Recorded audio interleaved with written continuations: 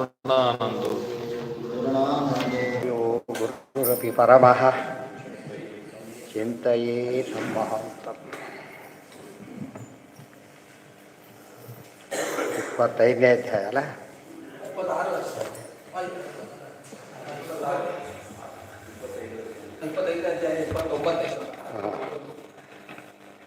29 ಮುಗಿದಿದೆಯಲ್ಲ? ಮುಗಿದಿಲ್ಲ. ಆತ್ಮಿಕಂ ಸುಖಮಾತ್ಮೋತ್ಥಂ ವಿಷಯೋತ್ಥಂತೋ ರಾಜಸಂ ತಾಮಸಂ ಮೋಹದೈನ್ಯೋತ್ಥಂ ನಿರ್ಗುಣಂ ಮದಪಾಶ್ರಯಂ ಆಗಿತ್ತು. ಪರೋಕ್ಷ ಜ್ಞಾನಂ ಆತ್ಮೋತ್ಥಂ ಅಪರೋಕ್ಷೇಣ ದರ್ಶನಂ. ಅತ್ಯಂತ ಸಾತ್ವಿಕ ಸುಖ ಅಂತ ಹೇಳಿದರೆ ಅಪರೋಕ್ಷ ಜ್ಞಾನ ಆಗುತ್ತಲ್ಲ, ಆ ಕ್ಷಣದ ಸುಖ ಇದೆಯಲ್ಲ, ಅದು ಅಲ್ಟಿಮೇಟ್. ಭೂಲೋಕದ ಸುಖದಲ್ಲಿ ಅತ್ಯಂತ ಶ್ರೇಷ್ಠವಾದದ್ದು ಆತ್ಮೋತ್ಥಂ ಅಪರೋಕ್ಷೇಣ ದರ್ಶನಂ. ವಿಷ್ಣುಶ್ರಯಂ ಸುಖಂ ನಿತ್ಯಂ ಗಮಯೇತ್ ತತ್ಪ್ರಸಾದತಃ. ಆಮೇಲೆ ಬರತಕ್ಕಂಥ ಸುಖ ಹೊಸ ರೀತಿಯ ಸುಖ. ಓದ್ತಿರ್ಬೇಕಾದ್ರೆ ಸುಖ ಬೇಗ, ಕೋರ್ಸ್ ಮುಗಿಸಿದ ಮೇಲೆ ಬರೋ ಸುಖ ಬೇರೆ ಇರ್ತಲ್ಲ, ಆ ಥರ. ಸ್ಟೂಡೆಂಟಾಗಿ ಸುಖ ಅದು, ಅದನ್ನು ಕ್ವಾಲಿಫೈಡ್ ಆಗಿ ಸುಖ.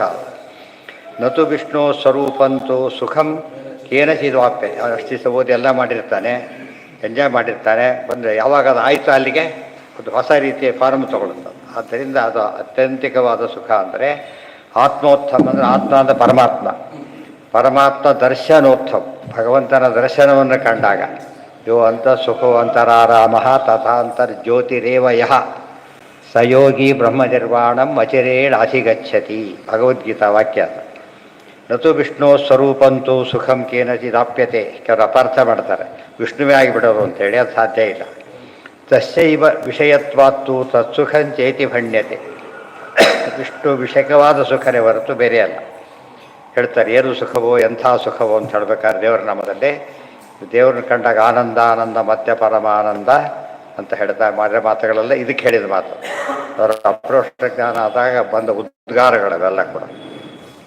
ಇನ್ನೇನಿನ್ನೇನು ಅಂತ ಹೊರಗರು ಉಪದೇಶ ನೆರವಾಯಿತನೆಗೆ ಇನ್ನೇನಿನ್ನೇನು ಚಿನುಮಯ ಪುರಂದರ ವಿಠಲಯ್ಯ ದೊರಕಿದ ಇನ್ನೇನಿನ್ನೇನು. ಅದು ಈ ಆನಂದ, ಅದನ್ನು ಹೇಳ್ತಿರೋದು. ತಸ್ಯೈವ ವಿಷಯತ್ವಾತ್ತು ತತ್ಸುಖಂಚೇತಿ ಭಣ್ಯತೆ. ಪರೋಕ್ಷ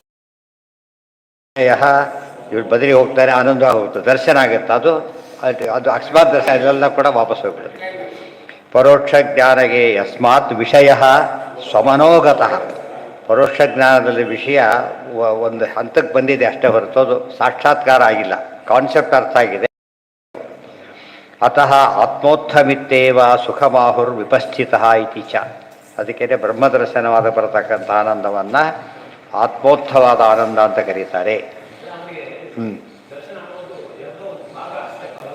ಯಾವುದ್ರ ಭಾಗ ಅಲ್ಲ, ಸಿದ್ಧಿ ಬಂತು ಅಲ್ಲಿಗೆ ಅವನಿಗೆ. ಮುಂದಿದ್ದೆಲ್ಲ ಫಾರ್ಮ್ಯಾಲಿಟಿ ಇದ್ದಾಗೆ. ಹೆಂಗಾಗುತ್ತದೆ, ನಿಮ್ಮನ್ನು ತಿರುಪತಿ ಕ್ಯೂನಲ್ಲಿ ನಿಂತಿರ್ತೀರಿ, ದೇವ್ರು ನೋಡ್ತೀರಿ, ಆನಂದ ಆಗುತ್ತಾ ಇಲ್ಲ ಮತ್ತೆ? ಹಾಂ, ಅದೆಲ್ಲ ಅವ್ರು ಏನು ಕಂಡ್ರು ಅವನ ಆನಂದ ಅಲ್ಟಿಮೇಟು. ಬಿ ಎಸ್ ಸಿ ಮಾಡಿದವ ಆನಂದ, ಎಮ್ ಎಸ್ ಸಿ ಮಾಡಿದವ ಅದು ಆನಂದ, ಫಸ್ಟ್ 1ನೇ ಕ್ಲಾಸ್ ಮುಗಿಸಿದವ್ರಿಗೂ ಒಂದು ಆನಂದ ಇದೆ, ಗೊತ್ತಾಯ್ತು. ಅವ್ರ ತಕ್ಕಂತೆ ಆನಂದ ಆಗುತ್ತೆ. ಅದಾಗದೆ ಹೋದರೆ ದೊಡ್ಡ ಫೇಲ್ಯೂರ್. ಒಂದು ವರ್ಷ ವೇಸ್ಟ್ ಇದ್ದಾಗ ಲೆಕ್ಕ, ಇದೊಂದು ಜನ್ಮ ವೇಸ್ಟ್ ಇದ್ದಾಗ ಲೆಕ್ಕ, ಎಷ್ಟೋ ಜನ್ಮಗಳೇ ವೇಸ್ಟ್. ಅದು ಎಷ್ಟು ಅವ್ರಿಗೆ ಗೊತ್ತದೆ, ಎಲ್ಲರಿಗೂ ಹೇಳಕ್ಕೆ ಬರೋದಿಲ್ಲ. ಅದನ್ನು ಅವ್ರವ್ರಿಗೆ ಎಷ್ಟೋ ಅಷ್ಟು. ಅವ್ರು ಯಾವ್ದಕ್ಕೋಸ್ಕರ ಇರ್ತಾರೆ, ಯಾವ ಸಾಧನ ಕುರಿತ ರಿಸಲ್ಟ್ ಬಂತು ಅಂದ್ರೆ ಅರ್ಥ ಏನದಕ್ಕೆ, ಅವ್ರವ್ರ ವಿಷಯದ ರಿಸಲ್ಟ್ ಬಂತು ಅಂತ. ಅದರಲ್ಲಿ ಪಾಸು ಅಂತ ಅರ್ಥ. ಕಾಮನ್ನಾಗಿ ಹೇಳೋದು, ತಾರತಮ್ಯ ಒಪ್ಪಿರೋದ್ರಿಂದ ಕಾಮನ್ನಾಗಿ ಹೇಳಬಾರ್ದು. ಬದರಿಗೋದ ಎಲ್ರಿಗೂ ಆನಂದ, ಇನ್ನೇನು ಊಟ ಆಗುತ್ತೆ ಅಂತ ಕೆಲವರಿಗೆ ಆನಂದ, ದರ್ಶನದಲ್ಲಿ ಊಟ ಅಂತ ಆ ಥರ ದೇವ್ರ ದರ್ಶನದ ಆನಂದನೇ ಇರೋದಿಲ್ಲ. ಕೆಲವರಿಗೆ ಇನ್ನೇನು ಊಟ ಆಗೋದ್ರೂ ಪರವಾಗಿಲ್ಲ, ದರ್ಶನ ಆಯಿತು ಅಂತಾರೆ, ಗೊತ್ತಾಯ್ತಾ. ಆ ಥರ ಅದರಲ್ಲೂ ಕೂಡ ಅನೇಕ ವೈವಿಧ್ಯ ಇದೆ. ವೈವಿಧ್ಯ ಇಲ್ಲದ ಸ್ಥಳನೇ ಇಲ್ಲ. ಪ್ರತಿ ಕ್ಷಣದಲ್ಲೂ ಏನಿರುತ್ತೆ, ಬಗೆ ಬಗೆಯ ನೂತನವ ಕಾಣುತ್ತಾ ಇದ್ದಾಗೆ ಆನಂದದಲ್ಲಿ ವೈಚಿತ್ರ್ಯ ಇರೋದರಿಂದ ಅದನ್ನು ಪ್ರತಿಯೊಂದು ತಮ್ಮ ಆನಂದದ ಕ್ಲೈಮ್ಯಾಕ್ಸ್ ತಾವೇ ಊಹೆ ಮಾಡಿಬಿಟ್ಟು ಅದನ್ನು ಹೋಲಿಸ್ಬೇಕು ಅಷ್ಟೇ ಹೊರತು ಬೇರೆ ಆನಂದ ಹೇಳೋದಕ್ಕೆ ಬರೋದಿಲ್ಲ. ಅದು ಯಾರಿಗೆ ಆಗಿರೋದು, ಅದು ಜೀವೋತ್ತಮರ ಜ್ಞಾನ ಹೇಗೆ, ಸರ್ವೋತ್ತಮರ ಜ್ಞಾನ ಹೇಗಿರೋದು, ದೊಡ್ಡದಾಯ್ತಲ್ಲ. ನೆಕ್ಸ್ಟ್ ಬೆಸ್ಟ್, ಬೇರೆ ದಾರಿನೇ ಇಲ್ಲ.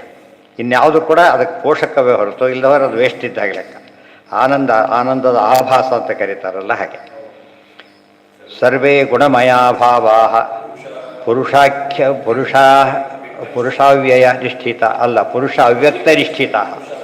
ಸರ್ವೇ ಗುಣಮಯಾ ಭಾವಾಃ ಪುರುಷ ಅವ್ಯಕ್ತನಿಷ್ಠಿತಾಃ ದೃಷ್ಟಂ ಶ್ರುತಂ ಅನುಧ್ಯಾಯೇ ಬುದ್ಧ್ಯಾವ ಪುರುಷರ್ಷಭ. ಸರ್ವೇ ಗುಣಮಯ, ಉಳಿದೇನೇ ನೋಡಿದರೂ ಕೂಡ ಗುಣಮಯ. ಗುಣಮಯ ಅಂದ್ರೇನು? ಪ್ರಾಕೃತ ಆನಂದ. ಭೌತಿಕ ಆನಂದ ಬೇರೆ, ಅಂತರಂಗದ ಆನಂದ ಬೇರೆ. ಅದು ಆಧ್ಯಾತ್ಮಿಕ ಆನಂದದ ರೀತಿಯೇ ಬೇರೆ ಅಂತ ಹೇಳ್ತಾ. ಪುರುಷಶ್ಚ ಅವ್ಯಕ್ತನಿಷ್ಠಿತ. ಪುರುಷ ಅವ್ಯಕ್ತನಿಷ್ಠಿತ. ಪುರುಷನಿಷ್ಠಿತ ಭಗವನ್ನಿಷ್ಠಿತರು, ಅವ್ಯಕ್ತನಿಷ್ಠಿತ ಮಹಾಲಕ್ಷ್ಮಿ. ಅದೆಲ್ಲ ಕೂಡ ಕೇಳಿ ಬಂದಿತ್ತು. ನೋಡಿ ಬಂದಾಗ ಆನಂದ ಬೇರೆಯೇ ಇದೆ. ದೃಷ್ಟಂ ಶ್ರುತಂ ನೋಡಿ, ಮದ್ದು ಕೊನೆ ಬಂದಿದ್ದು ದೃಷ್ಟ, ಮೊದಲು ಕೇಳಿದ್ದು ಶ್ರುತ. ಅನುಧ್ಯಾಯತೆ ನೆನೆಸ್ಕೊಂಡು ಆನಂದ ಪಡೋದು, ಮತ್ತೆ ದರ್ಶನ ಸ್ಮರಣೆ ಮಾಡ್ಕೊತಾರೆ, ಅದೊಂದು ಆನಂದ. ಮತ್ತೆ ಅದು ಬರ್ತೋಗ್ಬಿಟ್ರೆ ಆನಂದದ ಎಫೆಕ್ಟ್ ಉಳಿಯೋದಿಲ್ಲ. ಫೋಟೋ ತೆಗೆದ್ಮೇಲೆ ಇಂಪ್ರೆಸ್ ಸಿಗದೆ ಹೋದರೆ ಫೋಟೋ ತೆಗೆಯೋದು ಅರ್ಥ ಇರೋದು, ಅವರಿಗೆ ಇಂಪ್ರೆಷನ್ ಕಾಣಬೇಕಾದ್ರಲ್ಲಿ. ಬುದ್ಧಿಯ ವಾ ಪುರುಷ ಋಷಭ ದೃಷ್ಟಂ ಶ್ರುತಂ. ಅದಕ್ಕೆ ಜ್ಞಾನಿಗಳಿಗೆ ಅಪರೋಕ್ಷ ಜ್ಞಾನವಾಗಿರೋದು, ಉಳಿದ ಕಡೆ ಕೇರೆ ಮಾಡೋದಿಲ್ಲ ಅವರು. ಯಾತಕ್ಕೆ? ಅಲ್ಟಿಮೇಟ್ ನೋಡಿದಾಗ ಇದರಲ್ಲಿ ಯಾರು ಮೌಂಟ್ ಎವರೆಸ್ಟ್ ಹತ್ತಿದವನಿಗೆ ಯಾವುದೋ ಗುಡ್ಡ ಹತ್ತಿ ದೊಡ್ಡ ವಿಷಯ ಕಾಣಿಸೋದಿಲ್ಲ. ಉಳಿದವ್ರಿಗೆ ಅನಿಸುತ್ತೆ ಇವ್ರು ನಮ್ಮನ್ನು ಕೇರ್ ಮಾಡ್ತಾರಲ್ಲ, ಕೇರ್ ಅಲ್ಲ ಅದು. ದೊಡ್ಡದನ್ನು ಕಂಡವ್ರಿಗೆ ಚಿಕ್ಕದ್ದೇನು ಕಾಣುತ್ತೆ, ಯಾವಾಗ ಕೂಡ ಅದು ಅದ್ರ ಬಗ್ಗೆ ಗೌಣ ಶ್ರೇಷ್ಠವಾದ ಭಾವನೆ ಬರೋದಿಲ್ಲ.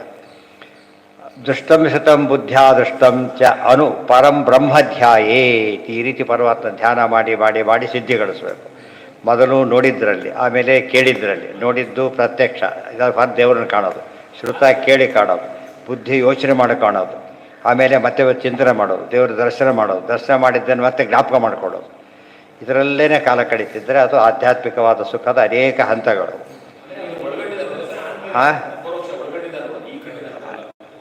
ಒಳಗಂಡು ಹೊರಗಂಡು ಪ್ರಶ್ನೆ. ದೇವರು ಕಾಣಿಸ್ತಾನೆ. ನಿಮಗೆ ಕಣ್ಣಿಗೆ ಕಂಡದ್ದು ಏನಿಸ್ತದೆ? ದೇವರು ಕಾಣೋದು ಯಾವಾಗಲೂ ಯಾವತ್ತಕ್ಕೆ ಕಾಣಿಸ್ತಾನೆ? ದೃಶ್ಯತೆ ತ್ವಗ್ರಯ ಬುದ್ಧ ತ್ವಗ್ರಯ ಭೂಷಣದರ್ಶಿಭಿ. ಸೂಕ್ಷ್ಮ ಭಗವಂತ ಮತ್ತೆ ಯಾವುದಕ್ಕೆ ಕಾಣಬೇಕೋ ಅದಕ್ಕೆ ಕಾಣ್ತಾನೆ. ಬುದ್ಧಿಯ ಧಿಯೋ ಯೋನ ಪ್ರಚೋದಯ. ಕೊನೆಗೆ ಗಾಯತ್ರಿ ಮಂತ್ರದ ಹೊಸ ಅರ್ಥ ಏನಾಗುತ್ತೆ ಅಂದರೆ, ನಮ್ಮ ಬುದ್ಧಿಯನ್ನು ಅವನ ದರ್ಶನಕ್ಕೆ ಕಾರಣ ಮಾಡಿಕೊಂಡು ಯೋನಃ ಧಿಯೋ ಯೋನಃ ಪ್ರಚೋದಯ.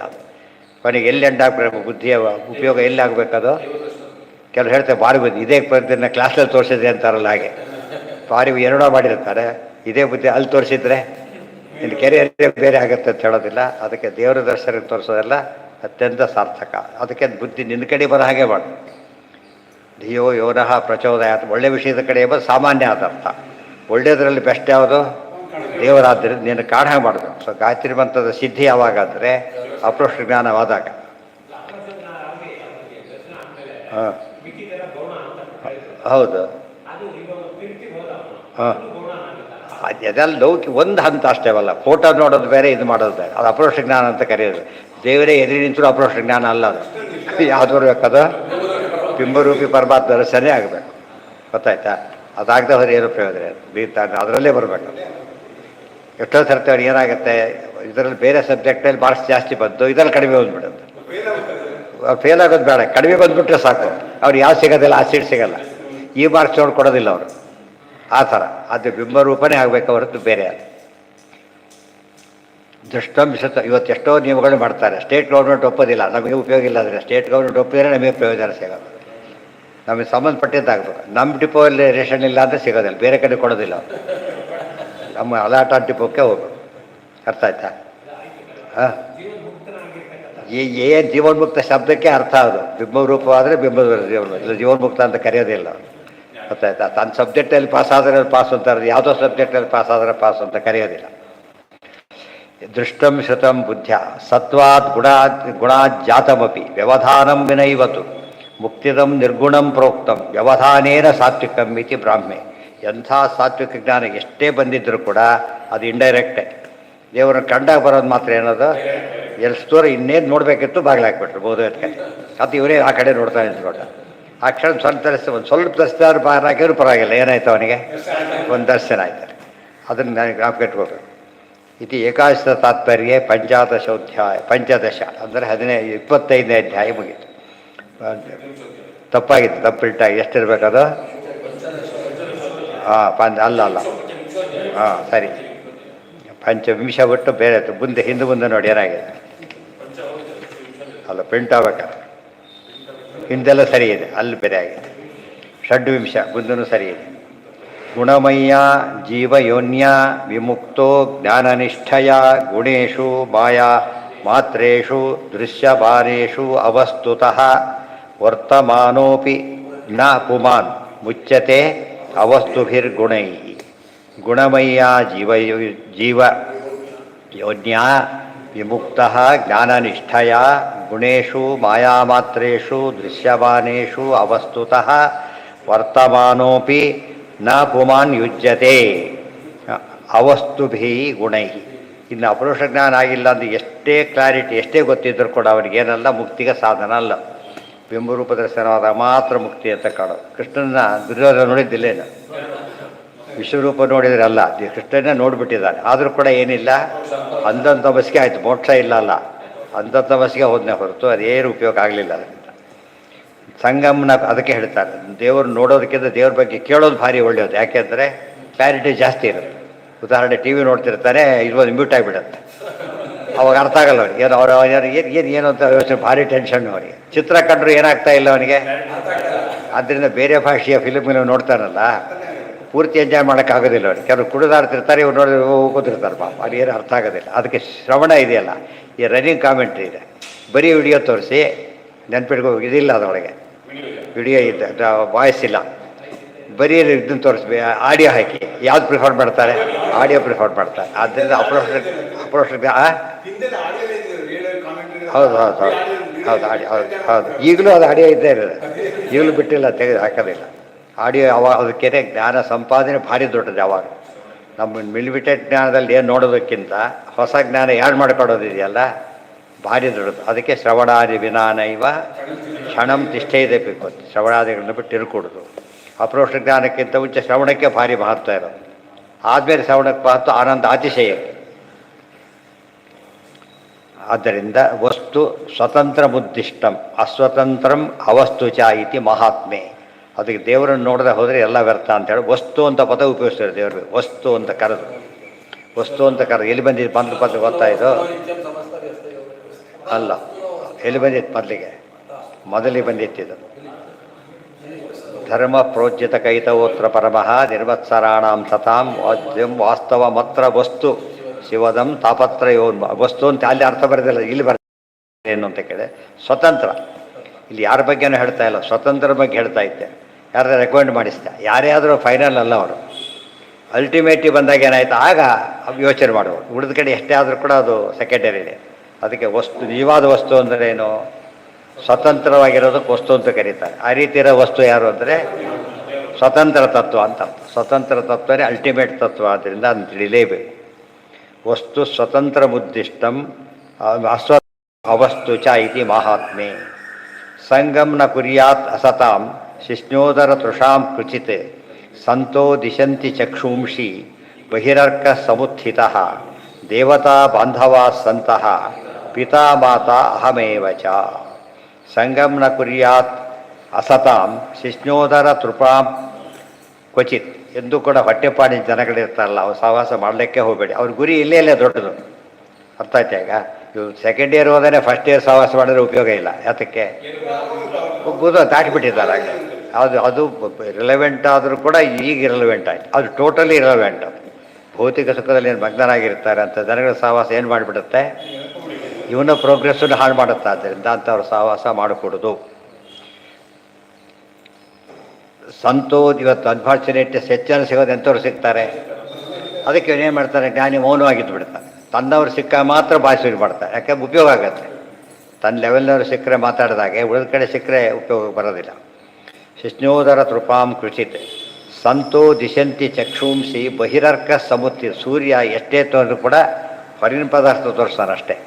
ಸಜ್ಜನರು ಒಳಗಂಡು ಕೊಡ್ತಾರಾದ್ದರಿಂದ ಸಜ್ಜನರ ಸಹವಾಸ ಭಾರಿ ಮುಖ್ಯ. ದೇವತಾ ಬಾಂಧವ ಸಂತಹ ಪಿತಾ ಮಾತಾ ಅಹಮೇವ ಚ. ಅದಕ್ಕೆ ದೇವತೆಗಳು ಅವರೇ ನಿಜವಾದ ಬಾಂಧವರು ಯಾರು, ದೇವತೆಗಳು. ಸಂತ ಅವರು ಸಜ್ಜನ, ದೇವತೆಗಳು ಕಾಂಟ್ಯಾಕ್ಟ್ ಮಾಡಿಕೊಂಡಿರ್ತಾರಲ್ಲ ಅವ್ರನ್ನ ಸಂತರು ಅಂತ ಕರಿಬೇಕು. ಅವರು ಸಹವಾಸ ಮಾಡಬೇಕು. ಇನ್ನು ಪಿತಾಮಹ ಅವರೆಲ್ಲ ಗುರುಗಳಾಗ್ತಾರೆ. ತಂದೆ ತಾಯಿ ನಿಜವಾದ ಅರ್ಥದಲ್ಲಿ ಯಾರು ಅಂದರೆ ಅಹಮೇವ ಚ. ಹರಿರೇವ ಪರೋ ಹರಿರೇವ ಗುರು ಹರಿರೇವ ಜಗತ್ ಪಿತೃ ಮಾತೃಗತಿ. ಆದ್ದರಿಂದ ಆ ಭಾವನೆ ಯಾವಾಗಲೂ ದೇವರಲ್ಲಿ ಇರಬೇಕು. ತ್ವಮೇವ ಮಾತಾ ಚ ಪಿತಾ ತ್ವಮೇವ ತ್ವಮೇವ ಬಂಧುಶ್ಚ ಸಖಾ ತ್ವಮೇವ ತ್ವಮೇವ ಸರ್ವಂ ಮಮ ದೇವದೇವ ಅಂತ ಮುಗಿಯುತ್ತೆ. ಅದೇ ತ್ವಮೇವ ಸರ್ವಂ ಬಂತಲ್ಲ, ಅದಕ್ಕೆ ವಾಸುದೇವ ಸರ್ವಮಿತಿ ಸ ಮಹಾತ್ಮ ಸುದುರ್ಲಭ. ಈ ರೀತಿ ತಿಳ್ಕೊಂಡವನು ಭಾರಿ ಕಡಿಮೆ ಅಂತ ಅರ್ಥ. ಸಂತೋ ದಿಶಂತಿ ಭಗವತೋಪಿ ಸತಾಂ ಮಧ್ಯೆ ಪ್ರಧಾನತ್ವ ಸಂತೋ ಅಹಮೇವ ಚ ಇತಿ ಉಕ್ತಂ. ಆ ಸಂತ ಯಾರು ಅಂದ್ರೆ ಸಂತನೂ ತಾನೇ ಇವರು ತಾನೇನೆ. ವಿಷ್ಣು ಸಹ ಬಂದಿದೆ, ಸಂತಹ ಪದ ಇದೆ. ಕೃಷ್ಣ ತಾನೇ ಅರ್ಥ ಹೇಳ್ತಾನೆ. ಯಾತಕ್ಕೆಂದರೆ ಎಲ್ಲ ಬಂಧುಗಳಿಂದ ಕೂಡ ಅತಿ ಶ್ರೇಷ್ಠವಾದ ಬಂಧು ಪರಮಾತ್ಮನಾದ್ದರಿಂದ ಆತನನ್ನು ಸಂತ ಅಂತ ಕರೀತಾರೆ. ಇದನ್ನು ಉಪಯೋಗಿಸ್ಬೇಕು ಈ ಅರ್ಥನ. ವಿಷ್ಣು ಸಹಸ್ರನಾಮದ ಅರ್ಥ. ವಿಷ್ಣೋಶ್ಚ ತತ್ಪ್ರಧಾನತ್ವಾನ್ನ ತಥಾಂ ವಿದ್ಯತೆ ಪರಂ ಇತ್ಯಾಹುರ್ವೇದ ವಿದುಷಃ ಸಹಿ ಸರ್ವೇಶ್ವರ ಸರ್ವೇಶ್ವರೇಶ್ವರ ಇತಿ ಚ. ಇದು ಬೇಕಾಷ್ಟು ತಂದಿದೆ ಪದ ವಿಷ್ಣು ಸಹಸ್ರನಾಮದಲ್ಲಿ, ಅದು ಅಲ್ಲಿಗೆ ತರಬೇಕು. ಸರ್ವೇಶ್ವರ ಸರ್ವೇಶ್ವರೇಶ್ವರ. ವಿಷ್ಣೋಶ್ಚ ಸತ್ಪ್ರಧಾನತ್ವಾತ್ ಸತಾಂ ವಿದ್ಯತೆ ಪರಂ. ವಿಷ್ಣು ಒಳ್ಳೆಯದರಲ್ಲಿ ಅಲ್ಟಿಮೇಟ್ ಆದ್ದರಿಂದ ಅದಕ್ಕಿಂತ ದೊಡ್ಡ ಒಂದು ಒಳ್ಳೆಯ ವಸ್ತು ಇರಲಿಕ್ಕೆ ಸಾಧ್ಯ ಇಲ್ಲ. ಲಕ್ಷ್ಮೀಕಾಂತ ಸಮಂತತೋಪಿ ಕಲಯನ್ ನೈವೇಶಿತುಸ್ತೆ ಸಮಂ ಪಶ್ಯಾಮಿ. ಉತ್ತಮ ವಸ್ತು ದೂರ ತರತೋ ಅಪಾಸ್ತ. ಸಮಾನವೇ ಇಲ್ಲ ಅಂದಮೇಲೆ ಉತ್ತಮ ಎಲ್ಲಿಂದ ಸಿಗುತ್ತೆ? ಇತ್ಯಾಹುರ್ ವೇದ ವಿದುಷಃ ಸಹಿ ಸರ್ವೇಶ್ವರೇಶ್ವರ ಇತಿ ಚ ಇತಿ ಏಕಾದಶ ತಾತ್ಪರ್ಯೆ ಷಡ್ವಿಂಶೋ ಅಧ್ಯಾಯ. ಈ ದೊಡ್ಡ ದೊಡ್ಡ ಕೋರ್ಸ್ ಹೋದರೆ ಅದ್ರ ಬೆಲೆ ಗೊತ್ತಿರುತ್ತೆ. ಯಾರೇ ಹೇಳಿದ್ರೆ ಕೇರ್ ಮಾಡೋದಿಲ್ಲ. ಏನು ಗೊತ್ತಿದೆ ಅವರಿಗೆ, ಮಾಡ್ತಿದ್ದೆ ಅಂತ ಧೈರ್ಯವಾಗಿರ್ತಾನೆ. ಅದು ಎಷ್ಟೋ ದೊಡ್ಡ ದೊಡ್ಡ ಕೆಲಸ ಬಿಟ್ಟು ಹೋಗ್ಬಿಡ್ತಾನೆ. ಸಾಮಾನ್ಯರಿಗೆ ಅದು ದಡ್ತಾನೆ ಇದ್ದಾಗೆ. ಬಟ್ ಅವನಿಗೆ ಗೊತ್ತು ಏನಂತ, ಈಗ ನಾನು ಏನು ಮಾಡ್ತೇವೆ ಅವನಿಗೆ ಗೊತ್ತಿದೆ. ಈಗ ಆ ಟೈಪ್ ಜ್ಞಾನಿಗಳಾದವ್ರು ಯಾವಾಗಲೂ ಏನು ಎಚ್ಚರ ಇರುತ್ತೆ, ನಾವು ಯಾರನ್ನು ಹಿಡಿಬೇಕು ಅವರನ್ನೇ ಹಿಡಿದಿದ್ದೇವೆ, ಸರಿಯಾದ ರೀತಿಯಲ್ಲಿ ನಾವಿದ್ದೇವೆ ಅಂತ ಖುಷಿಯಿಂದ ಇರ್ತಾರೆ. ಪಿಂಡೇ ವಾಯುವಗ್ ಅದು ಮುಗಿತ ಅಧ್ಯಾಯ. ಇತಿ ಶ್ರೀ ಏಕಾದಶ ತಾತ್ಪರ್ಯ ಷಡ್ವಿಂಶೋ ಅಧ್ಯಾಯ. ಪಿಂಡೇ ವಾಯುವಗ್ನಿ ಸಂಶುದ್ಧೇ ಹೃತ್ಪದ್ಭಸ್ಥಾಂ ಪರಾಂ ಮಮ ಅಣ್ವೀಂ ಜೀವಕಲಾತ್ ನಾದಾಂತೆ ಸಿದ್ಧಭಾವಿತಾಂ. ಪಿಂಡೇ, ಪಿಂಡೆ ಅಂದರೆ ದೇಹ. ವಾಯುವಗ್ನಿ ಸಂಶುದ್ಧೇ ಹೃತ್ಪದ್ಭಸ್ಥಾಂ ಪರಾಂ ಮಮ. ವಾಯುವಿನಿಂದ ಅಗ್ನಿಯಿಂದ ಶುದ್ಧವಾಗಬೇಕು ದೇಹ. ವಾಯು ಅಂದರೆ ಪ್ರಾಣಾಯಾಮಾದಿಗಳು, ಅಗ್ನಿ ಅಂತ ಹೇಳಿದರೆ ಜ್ಞಾನ, ಅಥವಾ ವಾಯುವಗ್ನಿ ಅಂದರೆ ವಾಯುದೇವರು ಕೊಡ್ತಕ್ಕಂಥ ಜ್ಞಾನ. ಅದರಿಂದ ಶುದ್ಧವಾದ ದೇಹದೊಳಗೆ ಆಗ ಪರಮಾತ್ಮ ಹೃತ್ಪದ್ಮಸ್ಥಾಂ ಪರಾಂ ಮಮ. ಹೃತ್ಪದ್ಮಸ್ಥಾಂ ಪರಾಮಮ. ನಾನು ಎಲ್ಲಿದ್ದೇನೆ? ಹೃದಯ ಕಮಲದಲ್ಲಿದ್ದೇನೆ. ಅದನ್ನು ಚಿಂತನೆ ಮಾಡಬೇಕು. ಸಾಮಾನ್ಯವಾಗಿ ಪದ್ಮ ಬರೋದು ಯಾವಾಗ? ನೀರಿರಬೇಕು. ನೀರು ಯಾವುದು? ಮನಸ್ಸು. ಅಲ್ಲಿ ಯಾವಾಗ ಬರುತ್ತೆ ಪದ್ಮ? ಕೊಳಚೆ ನೀರು ಬಿಟ್ಟರೆ ಬರೋದಿಲ್ಲ. ಪ್ಯೂರ್. ಅದಕ್ಕೆ ಎಲ್ಲಿ ಯಾವ ಒಂದು ಗುರುತು ಹೇಳ್ತಾರೆ, ಯಾವ ಸರೋವರದಲ್ಲಿ ಕಮಲ ಪುಷ್ಪಗಳಿರುತ್ತೋ ಅದು ಒಳ್ಳೆ ನೀರು ಅಂತ ತಿಳ್ಕೊಂಬಿಡಿ ಅಂತ ಹೇಳ್ತಾರೆ. ಎಲ್ಲಿ ಮೀನುಗಳಿರುತ್ತೋ, ಕಮಲ ಪುಷ್ಪ ಇರುತ್ತೋ ಅವೆಲ್ಲ ಏನವು ನ್ಯಾಚುರಲ್ ಟೆಸ್ಟ್. ಅದು ಇನ್ನೇನು ಮತ್ತೆ ಟೆಸ್ಟಿಗೆ ಕಳಿಸ್ಬೇಕಾಗಿಲ್ಲ. ಅದಿಲ್ಲದೆ ಇದೇನೇ ಇದ್ದರೂ ಮೋಸ ಆಗ್ಬೋದು. ಇವರು ಶೂರ್. ಇದು ಮನಸ್ಸು ಶುದ್ಧವಾಗಿದ್ದರೆ ಆಗ ಹೃದಯ ಕಮಲದಲ್ಲಿ ಇರೋ ದೇವರು ಕಾಣಿಸ್ತಾರೆ. ಅಶುದ್ಧ ಮನಸ್ಸಿಗೆ ಕಮಲನೇ ಫಸ್ಟ್ ಸಿಗೋದಿಲ್ಲ. ಆದ್ದರಿಂದ ಇನ್ನು ದೇವರು ಕಾಣೋದು ಸಾಧ್ಯ ಪೀಠನೇ ಇಲ್ಲ. ಫಸ್ಟು ಯಾವಾಗಲೂ ಮನಃಶುದ್ಧಿ ಗಮನ ಕೊಡಬೇಕು. ಮನಸ್ಸು ಪ್ರಸನ್ನತವಾಗಿರಬೇಕು. ಪ್ರಸನ್ನವಾಗಿರೋದು ಶುದ್ಧಿಯ ಲಕ್ಷಣ. ಜೀವ ಭೋಜನ ಆದ ತಕ್ಷಣ ಒಂದು ರೀತಿ ಹೊಟ್ಟೆಗೆ ಸಂತೃಪ್ತಿ ಅನುಭವ ಬರುತ್ತಲ್ಲ, ಆ ರೀತಿ ಮನಸ್ಸಿಗೆ ಸಂತೃಪ್ತಿ ಅನುಭವ ಬರಬೇಕು. ಆ ಅನುಭವದಲ್ಲಿ ಮನಸ್ಸಲ್ಲಿ ಒಂದು ಯೋಚನೆ, ಮತ್ತು ಸಾಯಂಕಾಲ ಏನು ಯೋಚನೆ ಮಾಡ್ತಾ ಇರ್ತಾರೆ. ಆ ತೃಪ್ತಿಯೊಳಗೆ ಒಂದು ಅತೃಪ್ತಿ ಇದೆ, ಇಲ್ಲಿರೋದೇ ಇಲ್ಲ. ಬ್ಯಾಕ್ಗ್ರೌಂಡ್ ಇವತ್ತು ಏನೋ ಆಯ್ತು, ನಾಳೆ ಏನೋ, ನಾಳೆಗೆ ಆಯಿತು, ನಾಡಿದ್ದೇನೋ ಆಯ್ತು, ಆಮೇಲೆ ಏನು, ಮಕ್ಕಳಿಗೆ ಇದೇ ಯೋಚನೆ ಮಾಡ್ತಾ ತಲೆಕೆಸಿ ಹೋಗ್ಬಿಡ್ತದೆ. ಎಂಡೇ ಇಲ್ಲ ಅದಕ್ಕೆ. ಹೃದಯಸ್ಥ ಇಲ್ಲಿ ಏನು ಒಂದು ಪದ ಉಪಯೋಗಿಸಿದ್ದಾರೆ, ಏನಂತ ಜೀವಕಲಾ ಅಂತ ಪದ ಉಪಯೋಗಿಸಿದ್ದಾರೆ. ಏನು ಜೀವಕಲಾ ಅಂದ್ರೆ ಏನು ಅಂದರೆ, ಜೀವ ಕಲಾ ಯಸ್ಯಾಹ ಸಾ ಜೀವಕಲಾ ಭಗವನ್ಮೂರ್ತಿ. ಬಿಂಬಮೂರ್ತಿ ಏನಂತ ಕರೀತಾರೆ? ಜೀವಕಲಾ ಅಂತ ಕರೀತಾರೆ. ಬಿಂಬಮೂರ್ತಿಗೆ ಜೀವಕಲಾ ಅಂತ ಹೆಸರು. ಅದನ್ನು ಹೇಳ್ತಾರೆ. ಹೃದಯಸ್ಥಾತು ಯಾ ಹರೇರ್ಮೂರ್ತಿ ಜೀವೋ ಯತ್ ಪ್ರತಿಬಿಂಬಕ. ಯಾವುದರ ಪ್ರತಿಬಿಂಬ ಜೀವನು ಅಂತ ಹೇಳಿದ್ರಿಂದ ಅದು ಬಿಂಬ. ಬಿಂಬರೂಪಿ ಪರಮಾತ್ಮನನ್ನೇ ಜೀವಕಲಾ ಅಂತ ಕರೀತೀವಿ. ಇವನು ಜೀವ, ಅದು ಜೀವಕಲಾ. ಹೃದಯಸ್ಥ ಯಾ ಹರೇರ್ಮೂರ್ತಿ ಯತ್ ಪ್ರತಿಬಿಂಬ ಜೀವೋ ಯತ್ ಪ್ರತಿಬಿಂಬಕ ಯದ್ವಶೇ ವರ್ತತೆ ಜೀವ ಸಾತು ಜೀವಕಲಾ ಸ್ಮೃತ. ಯಾವ ಬಿಂಬರೂಪದ ಜೊತೆಗಿದ್ದು ಅದಕ್ಕೆ ಸದಾ ಅಧೀನವಾಗಿದ್ದಾನೋ ಆ ಭಗವನ್ಮೂರ್ತಿಗೆ ಜೀವಕಲಾ ಅಂತ ಹೆಸರಿದೆ. ಶಬ್ದೈ ಸರ್ವಾತ್ಮನ ಅನುಕ್ತೇ ನಾದಾಂತಸ್ಥಾಚ ಸಾಮತಾ ಇತಿ ವಿವೇಕೆ. ಅದೇನದು? ಧ್ಯಾಯೇನ್ ನಾದಾಂತೆ ಸಿದ್ಧಭಾವಿ. ನಾದಾಂತ ಅನ್ನೋ ಪದ ಬಂತೆ. ನಾದಾಂತ ಅಂದ್ರೇನು? ನಾದದ ಅಂತ. ನಾದ ಅಂದರೆ ಶಬ್ದ. ಘಂಟಾನಾದ, ಗಂಟೆಯ ಶಬ್ದ. ಶಬ್ದಕ್ಕೆ ನಾದ ಅಂತ ಕರೀತಾರೆ. ಶಬ್ದೈಹಿ ಅಂತ ಪರಮಾತ್ಮ ಯಾವುದು ಅಂದರೆ ಶಬ್ದಕ್ಕೆ ಅತೀತನಾದ ಪರಮಾತ್ಮ. ಅದು ಮಾತಿನಿಂದ ಹೇಳಕ್ಕೆ ಬರೋದಿಲ್ಲ ಅಂತ ಅರ್ಥ. ಯಾವುದೇ ಪದಾರ್ಥ ರುಚಿ ಹೇಳೋದಕ್ಕೆ ಕೊಟ್ಟರು ಕೂಡ ಏನು ಮಾಡೋಕ್ಕಾಗಲ್ಲ, ಅವನಿಗೆ ಹೇಳೋಕ್ಕಾಗೋದಿಲ್ಲ. ಎಷ್ಟೋ ಹೇಳ್ತಾರೆ ಕೊನೆಗೆ. ತಿಂದು ನೋಡೋವರೆಗೂ ಕೂಡ ಇವನ ಅನುಭವ ಆಗೋದಿಲ್ಲ. ಅದು ಅವನಿಗೆ ಕೆಲಸಕ್ಕೆ ಎಷ್ಟು ಬೇಲ್ ಮಾಡೋಕ್ಕೂ ಆಗೋದಿಲ್ಲ. ನಿಂಗೆ ಗೊತ್ತಿಲ್ಲ, ನೀನು ತಿಂದು ನೋಡೋ ಗೊತ್ತಾಗುತ್ತೆ ಹೇಳ್ತಾರೆ ಕೊನೆಗೆ. ಇದು ತಿಳಿದು ನೋಡಬೇಕು ಫಸ್ಟು, ಆಮೇಲೆ ಕಂಡು ನೋಡಬೇಕು. ಅದಿಲ್ಲದೆ ಇದ್ದವರಿಗೆ ಸಾಧ್ಯ ಇಲ್ಲ. ತಿಳಿಲಿಕ್ಕೆ ಬುದ್ಧಿ ಬೇಕು, ಕಾಣಲಿಕ್ಕೆ ಕಣ್ಣು ಬೇಕು.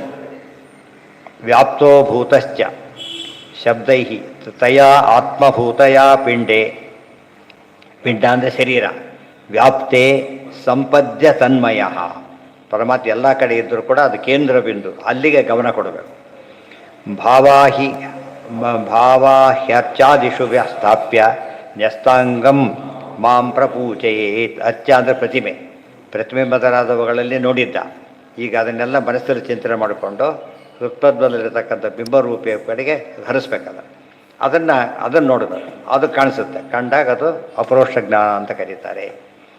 ವ್ಯಾಪ್ತೋ ಭೂತಶ್ಚ ನಿತ್ಯಂ ಯತ್ ಆತ್ಮಭೂತೋ ಹರಿಸ್ತತಃ ಜೀವಶ್ಚ ತತ್ಪ್ರಧಾನತ್ವಂ ತನ್ಮಯತ್ವಮುದಾಹೃತಂ ಇತಿ ತಂತ್ರಭಾಗವತೆ. ವ್ಯಾಪ್ತೋ ಭೂತಶ್ಚ ನಿತ್ಯಂ ಯತ್ ಆತ್ಮಭೂತೋ ಹರಿಸ್ತತ್. ದೇಹದಲ್ಲಿ ಪರಮಾತ್ಮ ಹೃದಯದಲ್ಲಿ ಒಂದೇ ಇಲ್ಲ, ಎಲ್ಲ ಕಡೆ ಇದ್ದಾರೆ. ಬಿಂಬರೂಪ ಇರೋದು ಮಾತ್ರ ಹೃದಯದೊಳಗೆ. ಅರ್ಥ ಆಯ್ತಾ? ದೇವರು ಯಾವ ಭಾಗದಲ್ಲಿರೋದಲ್ಲ ಭಾಗ ಕೊಡ್ತೋಗ್ಬಿಡುತ್ತೆ. ಇಮಿಡಿಯೇಟಾಗಿ ಗ್ಯಾಂಗ್ರೀನ್ ಅಂತೀವಲ್ಲ ಹಾಗೆ. ಎಲ್ಲಿ ಹರಿವಾಯುಗಳು ಒಟ್ಟಿಗೆ ಅವ್ರು ಬಿಡ್ತಾರೆ, ಒಟ್ಟಿಗೆ ಬರ್ತಾರೆ. ಆದ್ದರಿಂದ ಅವರಿಲ್ಲ ಅಂದರೆ ಗ್ಯಾಂಗ್ರೀನ್ ಆದಾಗ ಲೆಕ್ಕ. ಅದು ಭಗವನ್ಮೂರ್ತಿ ಇದ್ದೇ ಇರುತ್ತೆ. ಅದಕ್ಕೆ ಇಲ್ಲಿ ಎಲ್ಲ ಕಡೆ ಹೇಳಿದ್ದಾರೆ, ಎಲ್ಲೆಲ್ಲಿ ಯಾವ್ಯಾವ ರೂಪದಲ್ಲಿ ಇರ್ತಾನೆ ಅಂತ ಹೇಳಿದ್ದಾರೆ. ಆದರೆ ಬಿಂಬರೂಪ ಇರೋದೆಲ್ಲಿ ಅಂದರೆ ಹೃದಯದಲ್ಲಿ. ಇಲ್ಲರೂ ಏನು ಪ್ರಶ್ನೆ ಬರ್ತಿತ್ತು, ಮೈಯಲ್ಲೆಲ್ಲ ದೇವರು ಇರಬೇಕಾದ್ರೆ ಹೃದಯದಲ್ಲಿ ಯಾಕೆ ನೋಡಬೇಕು ಅಂದರೆ ಬಿಂಬರೂಪ ಅಲ್ಲ, ಬೇರೆ ಕಡೆ ಇರೋದು. ಅದು ಮಾತ್ರ ಬಿಂಬರೂಪ, ಆದರೆ ಅದನ್ನೇ ನೋಡಬೇಕು. ವ್ಯಾಪ್ತೋಪಿ ಭಗವಾನ್ ವಿಷ್ಣುರು ದೇಹೇ ಸರ್ವಗತತ್ವತಃ ಭಕ್ತಸ್ಯ ಫಲದೋ ನಿತ್ಯಂ ಫಲದೋ ಯಸ್ಮಾತ್ ವ್ಯಾಪ್ತಿಕೃತ್ ತಸ್ಯ ತೇನ ಸಹ ಇತಿ ಚ. ವ್ಯಾಪ್ತೋಪಿ ಭಗವಾನ್ ವಿಷ್ಣು ದೇಹೇ ಸರ್ವಗತತ್ವತಃ. ಸರ್ವಗತನಾದ ಪರಮಾತ್ಮ ನಮ್ಮ ದೇಹದಲ್ಲೂ ಸರ್ವಗತನೇ. ದೇವರು ಎಲ್ಲ ಕಡೆ ಇದ್ದಾನೆ ಅಂದಮೇಲೆ ದೇಹದಲ್ಲೂ ಕೂಡ ಕೆಲವರು ವಾದ ಮಾಡ್ತಾರೆ ಪ್ರತಿಮೆಯಲ್ಲೇ ದೇವರಿಲ್ಲ, ಅದನ್ನು ಪ್ರತಿಮಾ ಪೂಜೆ ಮಾಡೋದಿಲ್ಲ. ಆದರೆ ದೇವರು ಸರ್ವತ್ರ ವ್ಯಾಪ್ತ, ಅಲ್ಲಿ ಪೂಜೆ ಮಾಡ್ತೇವೆ ಅಂತ. ಸರ್ವತ್ರ ವ್ಯಾಪ್ತ ಪ್ರತಿಮೆಯಲ್ಲಿಲ್ಲ ಅಂತ ಹೆಗರಿಕೆ ಆಗಿದ್ದರೆ ಪ್ರತಿಮೆಯಲ್ಲಿಲ್ಲ ಅಂತ ಹೇಳಬೇಕು. ಆಮೇಲೆ ಆ ಪ್ರತಿಮೆ ಕೊನೆಗೆ ಎಲ್ಲೂ ಇಲ್ಲ ಅಂತ ಹೇಳ್ಬಿಡುತ್ತೆ ಕೊನೆಗೆ. ಎಲ್ಲ ಕಡೆ ಇದ್ದಾರೆ ಅಂದಮೇಲೆ ಇಲ್ಲಿಲ್ಲ ಅಂತ ಅರ್ಥ ಹೇಳಲೇಬಾರ್ದು. ಅದು ವಾದ ಇದೆ. ಪ್ರತಿಮಾ ಪೂಜೆ ಮಾಡಬಾರ್ದು. ದೊಡ್ಡ ಒಂದು ಗುಂಪೆ ಇದೆ ಇವತ್ತಿಗೂ, ನಮ್ಮಲ್ಲಿಲ್ಲ. ಒಂದು ಗುಂಪೆ ಸ್ಕೂಲೇ ಇದೆ ಆ ಥರ. ವೇದ ಒಪ್ಪಿದವರು ಆ ಮಾತಾಡೋರಿದ್ದಾರೆ.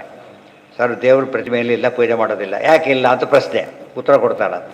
ಆ ದೇವ್ರನ್ನ ತೆಗೆದು ಬೆಳಗ್ಗೆ ಪೂಜೆ ಮಾಡೋಕ್ಕೆ ತೆಗೆದೆ ಮೇಲೆ ಜಿರಳೆ ಓಡಾಡ್ತೇವೆ. ದೇವರಿದ್ರೆ ಜಳೆ ಬರ್ತಿತ್ತಾ?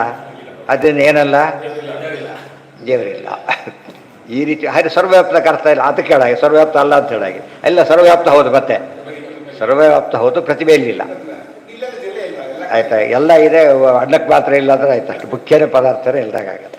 ಅಂದರೆ ಅವೆಲ್ಲ ಅವ್ರ ಮಾತು ಮೇಲೆ ಕಾಂಟ್ರಡಿಕ್ಷನ್ ಇರೋದು. ಎಲ್ಲ ಕಡೆ ಇದ್ದು ದೇವರಲ್ಲಿ ಇದ್ದೇ ಇದ್ದಾನೆ ಅಂತ ಆಯ್ತಲ್ಲ. ಆಗ ಅದಕ್ಕೆ ಹೇಳ್ತಾರೆ ದೇವ್ರ ಪ್ರತಿಮೆಯಲ್ಲಿಲ್ಲ, ಇದ್ದಾನಷ್ಟೇ ಅಲ್ಲ, ಪೂಜಾ ಸಾಧನ ದ್ರವ್ಯಗಳಲ್ಲಿದ್ದಾನೆ. ಕಲಶ ಆಗಿ ಎಲ್ಲದರಲ್ಲೂ ಇದ್ದಾನೆ. ಗಂಟೆ ಪ್ರತಿಯೊಂದರಲ್ಲೂ ದೇವರಿದ್ದಾನೆ. ಇಲ್ಲದವ್ರು ಏನು ಮಾಡೋಕ್ಕೆ ಬರ್ತದೆ? ಕೈಯಲ್ಲೇ ದೇವರಿದ್ದಾನೆ. ಅದೆಲ್ಲ ಅರ್ಥ ಮಾಡ್ಕೊಳ್ದೇನೆ ಇದನ್ನೆಲ್ಲ ಪೂರ್ತಿ ನ್ಯಾಯ ಕೊಟ್ಟಿದ್ದು ಆಚಾರ್ಯೊಬ್ಬರೇ. ಉಳಿದು ಒಂದೊಂದು ಕಡೆ ಏನು ಮಾಡಿಬಿಡ್ತಾರೆ, ಅಲ್ಲಿಲ್ಲ ಅಂದ್ಬಿಡ್ತಾರೆ ಕೊನೆಗೆ. ನರಕದಲ್ಲಿ ದೇವರಿದ್ದಾನೋ ಇಲ್ಲೋ ಪ್ರಶ್ನೆ. ಇದ್ದಾರೆ ಅಂದರೆ ಅವನು ನರಕ, ನಮ್ಮ ಜೊತೆಗಿದ್ದ ಅಲ್ಲೂ ದೇವರಿದ್ದಾನೆ ಬಿಡಿ, ಮೋಕ್ಷಕ್ಕೋ ಇಲ್ಲಿಗೆ ಹೋದರೂ ನರಕೋ ದೇವರಿರ್ತಾರಲ್ಲ ಅಂತ. ಇಲ್ಲ ಅಂದ್ಬಿಟ್ರೆ ಸರ್ವವ್ಯಾಪ್ತತ್ವ ಹೋಯ್ತು. ನರಕದ ದೇವರಿದ್ದಾನೆ ಬ್ರಹ್ಮಸೂತ್ರದಲ್ಲಿ ಬಂದಿದೆ ಆಗಲೇ. ಆದರೆ ದೇವರು ಎಲ್ಲ ಕಡೆ ಗಾಡಿಗೆ ಏನಾರು ಆಗುತ್ತಾ, ಆಕಾಶಕ್ಕಾಗತ್ತಾ? ಆಗೋದಿಲ್ಲ. ಇರಲಿ ಬತ್ತು. ಉದಾಹರಣೆಗೆ ನಾವು ಗ್ರಹಣ ನೋಡಿದರೆ ಕಣ್ಣು ಹೋಗುತ್ತೆ, ಎಲ್ರಿಗೂ ಗೊತ್ತಿದೆ. ಸೂರ್ಯಗ್ರಹಣ ನೋಡಿಬಿಟ್ರೆ ಕಣ್ಣಿಗೆ ಭಾರಿ ಎಫೆಕ್ಟ್ ಆಗುತ್ತೆ. ಟಿ ವಿಯಲ್ಲಿ ತೋರಿಸ್ತಾರೆ, ಅವಾಗೇನು ಆಗಲ್ಲ. ಅದಕ್ಕೆ ಎಫೆಕ್ಟ್ ಇಲ್ಲ ಅದರೊಳಗೆ, ಆ ಎಫೆಕ್ಟ್ ಇಲ್ಲ. ಇದು ಹೇಗೆ ಎಫೆಕ್ಟ್ ಇರೋದಿಲ್ಲೋ ಅಲ್ಲಿ ಅವರಿಗೆ ಸಂಪರ್ಕ ಇರೋದಿಲ್ಲ ದೇವರು. ಅಲ್ಲಿ ಯಾವ ಸುಖವೂ ಪರಮಾತ್ಮ ಕೊಡೋದಿಲ್ಲ ಅವರಿಗೆ. ಅಲ್ಲೂ ಗಾಡಿ ಬೇಸಿಡ್ಬಿಟ್ಟಿದೆ, ಬೇಕಾದ ಬದುಕೋದಕ್ಕೆ ಬೇಕಾದೆಲ್ಲ ಇದೆ ಅದು. ಆದರೆ ಸುಖ ಮಾತ್ರ ಇರೋದಿಲ್ಲ. ಆದ್ದರಿಂದ ಅಲ್ಲಿರ್ತಕ್ಕಂಥ ಸುಖ ನಮಗೆ ಉಪಯೋಗ ಬರೋದಿಲ್ಲ. ದೇವರು ಎಲ್ಲ ಕಡೆ ಇದ್ದಾನು, ವಿರೋಧ ಅಲ್ಲ ಅದು. ಅದನ್ನೆಲ್ಲ ಕೂಡ್ಸೋಕ್ಕೆ ಸಾಧ್ಯವಾಗಲಿಲ್ಲ ತುಂಬ ಜನ. ಅದಕ್ಕೇನು ಮಾಡಿಬಿಟ್ರು? ಇಲ್ಲ ಅಂತ ಹೇಳ್ಬಿಟ್ರು. ಅದೆಲ್ಲ ಬಿಡಿಸಿದ್ರು ಆಚಾರ್ಯ. ಅದನ್ನೆಲ್ಲ ಆಚಾರ್ಯ ಮಹಿಮೆ ಗೊತ್ತಾಗೋದು ಆಗ. ಬೇಸಿಕ್ ಪ್ರಾಬ್ಲಮ್ಸನ್ನು ಹೇಗೆ ಸಾಲ್ವ್ ಮಾಡಿದ್ದಾರೆ ಅಂದರೆ ಎಲ್ಲ ಕಡೆ ಒಂದು ಕನ್ಫ್ಯೂಷನ್ ತಪ್ಪದೇ ಇರಲಿಕ್ಕೆ ಸಾಧ್ಯನೇ ಇಲ್ಲ. ದೇವರು ಒಪ್ಪಿದವರಲ್ಲೂ ನೂರಾರು ಭಾಗಗಳು. ಆದರೆ ನಿಜವಾಗ್ಲೂ ಎಲ್ಲ ಹಂತದಲ್ಲಿ ಏನೇ ಪ್ರಶ್ನೆ ಕೇಳಿದ್ರು ಏನಿರೋದಿಲ್ಲ, ಅದರಲ್ಲಿ ಗೊಂದಲ ಇರೋದಿಲ್ಲ. ಪ್ರಮಾಣ ಸಮೇತ ಬೇರೆ ಹೇಳ್ತಾರೆ, ಏನು ಊಹಾಪೋಹ ಮಾಡ್ಲಿಕ್ಕೆ ಹೋಗೋದಿಲ್ಲ. ಹಾಂ ಆ ಬಿಂಬ ಅಂತ ದೇವರಲ್ಲಿ ಬಿಂಬ ಗಿಂಬ ಇಲ್ಲ, ನಾವೇ ಬಿಂಬ ಅಂಬಾರಿ ದೇವ್ರ ರೂಪ ಏನು ಬಂತು ಅವರಿಗೆ. ದೇವರು ಸರ್ವತ್ವ ವ್ಯಾಪ್ತ ಅಂತ ಒಪ್ಪಿದ್ರು ಕೂಡ ಕೆಲವು ವಿಷಯವನ್ನು ಅವರೇ ಕಾಂಟ್ರಾಕ್ಟ್ ಮಾಡಿಕೊಂಡು ಬಿಟ್ಬಿಡ್ತಾರೆ ಪೂಜೆ ಇತ್ಯಾದಿ. ಸ್ವಸ್ಯ ಧರ್ಮಾನುವಾಕೇನ ಮಹಾಪುರುಷ ವಿದ್ಯೆಯ ಪೌರುಷೇಣಾಪಿ ಸೂಕ್ತೇನ ಧಾಮ ನೀರಾಜನಾದಿಭಿ. ದೇವ್ರ ಪೂಜೆ ಏನಾಯ್ತು ಒಂದು ಪದ ಇಲ್ಲಿ ಬಂತಲ್ಲ, ಭಕ್ತಶ್ಚ ಫಲದೋ ಯಸ್ಮಾತ್ ವ್ಯಾಪ್ತಿಕೃತ್ ತಸ್ಯ ತೇನ ಸಹ ಆಯ್ತದು. ಕೆಲವು ಶ್ಲೋಕ ಹಾಕಿರಲ್ಲ ಹೇಳಿದಲ್ಲ, ಕೆಲವು ಶ್ಲೋಕ ಪೂರ್ವದಲ್ಲಿ ವ್ಯತ್ಯಾಸ ಇರುತ್ತೆ. ಹಿಡಿದ ಶ್ಲೋಕ ಮಾತ್ರ ಹಾಕಿರೋದ್ರಿಂದ ಕೆಲವು ಹೆಚ್ಚು ಹಾಕಿರ್ತಾರೆ, ಅದು ಬೇಕಿರಲ್ಲ. ಆ ಮುಖ್ಯ ಶ್ಲೋಕ ಇದು. ಸ್ವಸ್ಯ ಘರ್ಮಾನುವಾಕೇನ ಮಹಾಪುರುಷ ವಿದ್ಯೆಯ ಪೌರುಷೇಣಾಪಿ ಸೂಕ್ತೇನ ಧಾಮ ನೀರಾಜನಾದಿಭಿ. ದೇವ್ರ ಪೂಜೆ ಇದರಿಂದ ಮಾಡಬೇಕು ಅಂತ ಹೇಳ್ತಾರೆ. ಇದೆಲ್ಲ ಪೂಜೆ ಪದ್ಧತಿ ಹೇಳೋ ಅಧ್ಯಾಯ. ಪೂಜೆ ಹೇಗೆ ಮಾಡಬೇಕು ಏನು ಎಲ್ಲ ಹೇಳ್ತಾರೆ. ಅದರಲ್ಲಿ ಇದರಿಂದ ಪೂಜೆ ಮಾಡಬೇಕು. ಸ್ವಸ್ಯ ಒಂದು, ಧರ್ಮಾನುವಾಕೇನ ಎರಡು, ಮಹಾಪುರುಷ ವಿದ್ಯೆಯ ಮೂರು, ಪೌರುಷೇಣಾಪಿ ಸೂಕ್ತೇನ ನೆಕ್ಸ್ಟು, ಧಾಮ ಇನ್ನೊಂದು, ನೀರಾಜನಾದಿಭಿ. ಇಷ್ಟೆಲ್ಲ ಮಾಡಬೇಕು ಅಂತ ಹೇಳ್ತಾರೆ. ಅಲ್ಲಿ ಪ್ರಶ್ನೆಗೆ ಉತ್ತರ ಕೊಡ್ತಾರೆ. ಸ್ವಸ್ಯ ಸೂಕ್ತ ಅಂದರೆ ಯಾವುದು? ವಿಷ್ಣು ಸೂಕ್ತ ಅಂತ ಅರ್ಥ. ವಿಷ್ಣು ಸೂಕ್ತದಿಂದ ಪೂಜೆ ಮಾಡಬೇಕು. ಧಾಮ ಸೂಕ್ತ ಅಂತ ಹೇಳಿದ್ರೆ ಸಮುದ್ರಾದೂರ್ಮಿ ಅಂತಕ್ಕಂಥ ಋಕ್ಕಿಗೆ ಏನಂತ ಕರೀತಾರೆ? ಧಾಮ ಅಂತ ಹೆಸರು ಅದಕ್ಕೆ. ಆಮೇಲೆ ಮಹಾಪುರುಷ ವಿದ್ಯೆ, ನಿತರಾಮ್ ಸಂಜೆ, ಇನ್ನೊಂದು, ಇವೆಲ್ಲ ಸರಿ ಹೋಯಿತು. ಎಲ್ಲ ಸೂಕ್ತಗಳು. ನೀರಾಜನ ಪದ ಉಪಯೋಗಿಸ್ಬಿಟ್ರು. ನೀರಾಜನ ಅಂತ ಇವೆಲ್ಲ ಸೂಕ್ತಗಳು. ಮಧ್ಯೆ ನೀರಾಜನ ಅಂತ ಹೇಳಿದ್ರಿಂದ ನಾವು ಬೆರೆಸಿದ ನೀರಾಜನೆ ಮಂಗಲ ನೀರಾಜನ ಕರೆಕ್ಟೇ. ಆ ಸೂಕ್ತದ ಮಧ್ಯೆ ಏನು ಹೇಳಿದ್ದಾರೆ? ಇದ್ಯಾವುದು ನೀರಾಜನ ಅಂತ ಪ್ರಶ್ನೆ ಬಂದು ಹೇಳ್ತಾರೆ. ಪವಮಾನ ಮಂಡಲಕ್ಕೆ ನೀರಾಜನ ಅಂತ ಕರೀತಾರೆ ಇದು ಹೇಳ್ತಾರೆ. ನಿತರಾಮ್ ರಂಜಯೇದ್ಯಸ್ಮಾತ್ ಪವಮಾನಂತೂ ಮಂಡಲಂ ವಿಷ್ಣು ನೀರಾಜನಂ ತಸ್ಮಾತ್ ವಿದ್ವದ್ಭಿ ಸಮುದಾಹೃತಂ. ಇಲ್ಲಿ ಅದು ಸೂಕ್ತ ಹೇಳಿಬಿಟ್ರೆ ಮಂಗಳಾರತಿ ಮಾಡಿದಷ್ಟು ಪುಣ್ಯ ಬರುತ್ತೆ ಅಂತ. ಮಂಗಳಾರತಿ ಈಕ್ವಲೆಂಟ್ ಅವೆಲ್ಲ ಕೂಡ ಗೊತ್ತಾಯ್ತಾ. ವಿಷ್ಣು ಸಹಸ್ರನಾಮ ಕೆಲವೆಲ್ಲ ಹೇಳೋದಕ್ಕೆಲ್ಲ ಪ್ರತಿ ಸಹಸ್ರ. ದೇವರಿಗೆ ಅನ್ನ ಇದ್ದಾಗಲೇ ದೇವರು ಮನಸ್ಸು ಚಿಂತನೆ ಮಾಡ್ದ, ದೇವರಿಗೆ ನೈವೇದ್ಯ ಮಾಡಿದಷ್ಟು ಪುಣ್ಯ ಬರುತ್ತೆ. ಮೆಕ್ಯಾನಿಕಲ್ ನೈವೇದ್ಯ ಹೊರಗಿಂದು, ಇದು ಒಳಗಿಂದು. ಮಾನಸೇ ಚಿಂತಯಾಮಿ ಅಂತ ಹೇಳ್ತೇವಲ್ಲ ಅಲ್ಲಿ. ವಿಷ್ಣು ನೀರಾಜನಂ ತಸ್ಮಾತ್ ವಿದ್ವದ್ಭಿ ಸಮುದಾಹೃತಂ ಇತಿಚ. ಯಾತಕ್ಕೆ ಪವಮಾನ ಮಂಡಲ ನೀರಾಜನ ಅಂತ ಕರೀತಾರೆ? ಮುಂದಿನ ಪ್ರಶ್ನೆ. ನೀರಾಜನ ಅಂದರೆ ಅರ್ಥ ಏನೋ ಸಿಕ್ತೀಗ. ನೀರಾಜನ ಬರೀ ಮೆಕ್ಯಾನಿಕಲ್ ಮಂಗಳಾರತಿ ಅಲ್ಲ, ಪವಮಾನ ಸೂಕ್ತ ಹೇಳ್ಕೊಂಡು ಪೂಜೆ ಮಾಡಬೇಕು ಅಂತ ಅರ್ಥ. ಬಂದಿಲ್ಲ ಅಂದರೆ ಪೂಜೆ ಮಾಡೋದೇ ಬಂದಿರಲ್ಲ ಎಷ್ಟೋ ಕಡೆ ಪವಮಾನ. ಅದರಿಂದ ಅಲ್ಲಿ ಏನಾಗುತ್ತೆ, ಕೆಲವು ಕಡೆ ಅವಸರ ಬಂದು ಏನೋ ಕಡೆಗೆ ಅಭ್ಯಾಸ ಬಿಟ್ಟು ಎಷ್ಟೋ ವಿಷಯ ಬಿಟ್ಟು ಹೋಗ್ಬಿಡುತ್ತೆ. ಅದನ್ನು ನಾವು ಇಲ್ಲಿ ನೋಡಿದ್ರೆ ಮತ್ತೇನು ಮಾಡ್ಕೋಬೇಕು? ಸರಿ ಮಾಡ್ಕೋಬೇಕು. ಅದನ್ನು ನಾವು ಮಾಡೋದ್ರಲ್ಲಿ ಯಾವುದೋ ಕಾಲಕ್ಕೆ ಬಿಟ್ಟಿರ್ತಾರೆ. ಅದನ್ನು ಹೇಳಿದ್ರೆ ಇದನ್ನು ಬಿಟ್ಟಿದ್ದೀವಿ ಅಂತ ಗೊತ್ತಾಗಷ್ಟು ಮಟ್ಟಿಗೆ ಆದರೂ ಏನಿರ್ಬೇಕದು ಗೊತ್ತಿರಬೇಕು. ಮಂಗಳಾರತಿ ಅಂತ ಮಂಗಳಾರತಿ ಮಾಡ್ಬೇಕಾದ್ರೆ ಹೇಳಿ, ಉಳಿದೊತ್ತಲ್ಲಿ ಹೇಳಿ, ಕೆಲವು ಸೂಕ್ತಗಳು ಹೇಳಿ. ಅದಕ್ಕೆ ದೊಡ್ಡ ದೇವ್ರ ಪೂಜೆ ಯಾವಾಗ ಆಗುತ್ತೆ? ಇವೆಲ್ಲ ಮಾಡೋದ್ರಿಂದ ಏನಾಗುತ್ತೆ ಅಂದರೆ ಪೂಜೆ ದೊಡ್ಡದಾಗುತ್ತೆ. ಸುಮ್ಮನೆ ಟೈಮ್ ವೇಸ್ಟ್ ಮಾಡ್ತಾಳೆ, ಏನೋ ಮಾತಾಡ್ತಾರೆ ಮತ್ತೆ ಏನು ಮಾಡ್ತಿರೋದು. 3-4 ತಾಸು ಆದರೂ ಮುಗಿಯೋದಿಲ್ಲ. 4 ತಾಸು ಪೂಜೆಗೆ ಅರ್ಥ ಇಲ್ಲ. ಪೂಜೆ ಎಷ್ಟೊತ್ತು ಮಾಡ್ತಾನೆ ಇಂಪಾರ್ಟೆಂಟ್ ಅಲ್ಲ, ಹೇಗೆ quality important. Quality very very important. ಹೇಳಿದ ಅಭಿಷೇಕ ಮಾಡೋಕೆ ಎಲ್ಲ ಹೇಳಬೇಕೀಗ. ವಿಷ್ಣು ಸೂಕ್ತ ಶುರು, ಗಾಯತ್ರಿ ಮಂತ್ರ ಫಸ್ಟ್ ಹೇಳಬೇಕು, ನಾರಾಯಣ ಮಂತ್ರ ಓಂ ನಮೋ ನಾರಾಯಣಾಯ ಅಭಿಷೇಕ ಅಲ್ಲಿಂದ ಶುರುವಾಗುತ್ತೆ. ಆಮೇಲೆ ಗಾಯತ್ರಿ ಮಂತ್ರ, ಆಮೇಲೆ ಪುರುಷ ಸೂಕ್ತ, ಇವೆಲ್ಲ ಒಂದು ವಿಷ್ಣು ಸೂಕ್ತ ಎಲ್ಲ ಹೇಳ್ತಾ ಹೋಗ್ಬೇಕು ಒಂದೊಂದೇ. ಎಷ್ಟಾಗುತ್ತೋ ಅಷ್ಟಾದ್ರೆ ಯಾವಾಗ ಅಂತ ಯಾಕೆ ಮಾಡ್ತಾ ಇದ್ದ ಅಲ್ಲಿ ಇನ್ವಾಲ್ವ್ ಜಾಸ್ತಿ ಬಂದಷ್ಟು ಕೂಡ ಆ ಕಡೆ ಮರೆಸ್ಬಿಡ್ತಾನೆ ಬೇರೆ ಕಡೆ. ಅದ್ರಲ್ಲಿ ಮಾಡೋಕ್ಕೆ ಬರಲಿಲ್ಲ. ಹೋದ್ರೆ ಟೈಮ್ ನೋಡ್ಕೊಂಡು ಮಾಡಿದ್ರೆ ಪೂಜೆ ಮಾಡೋಕ್ಕೆ ಸಾಧ್ಯ ಇಲ್ಲ.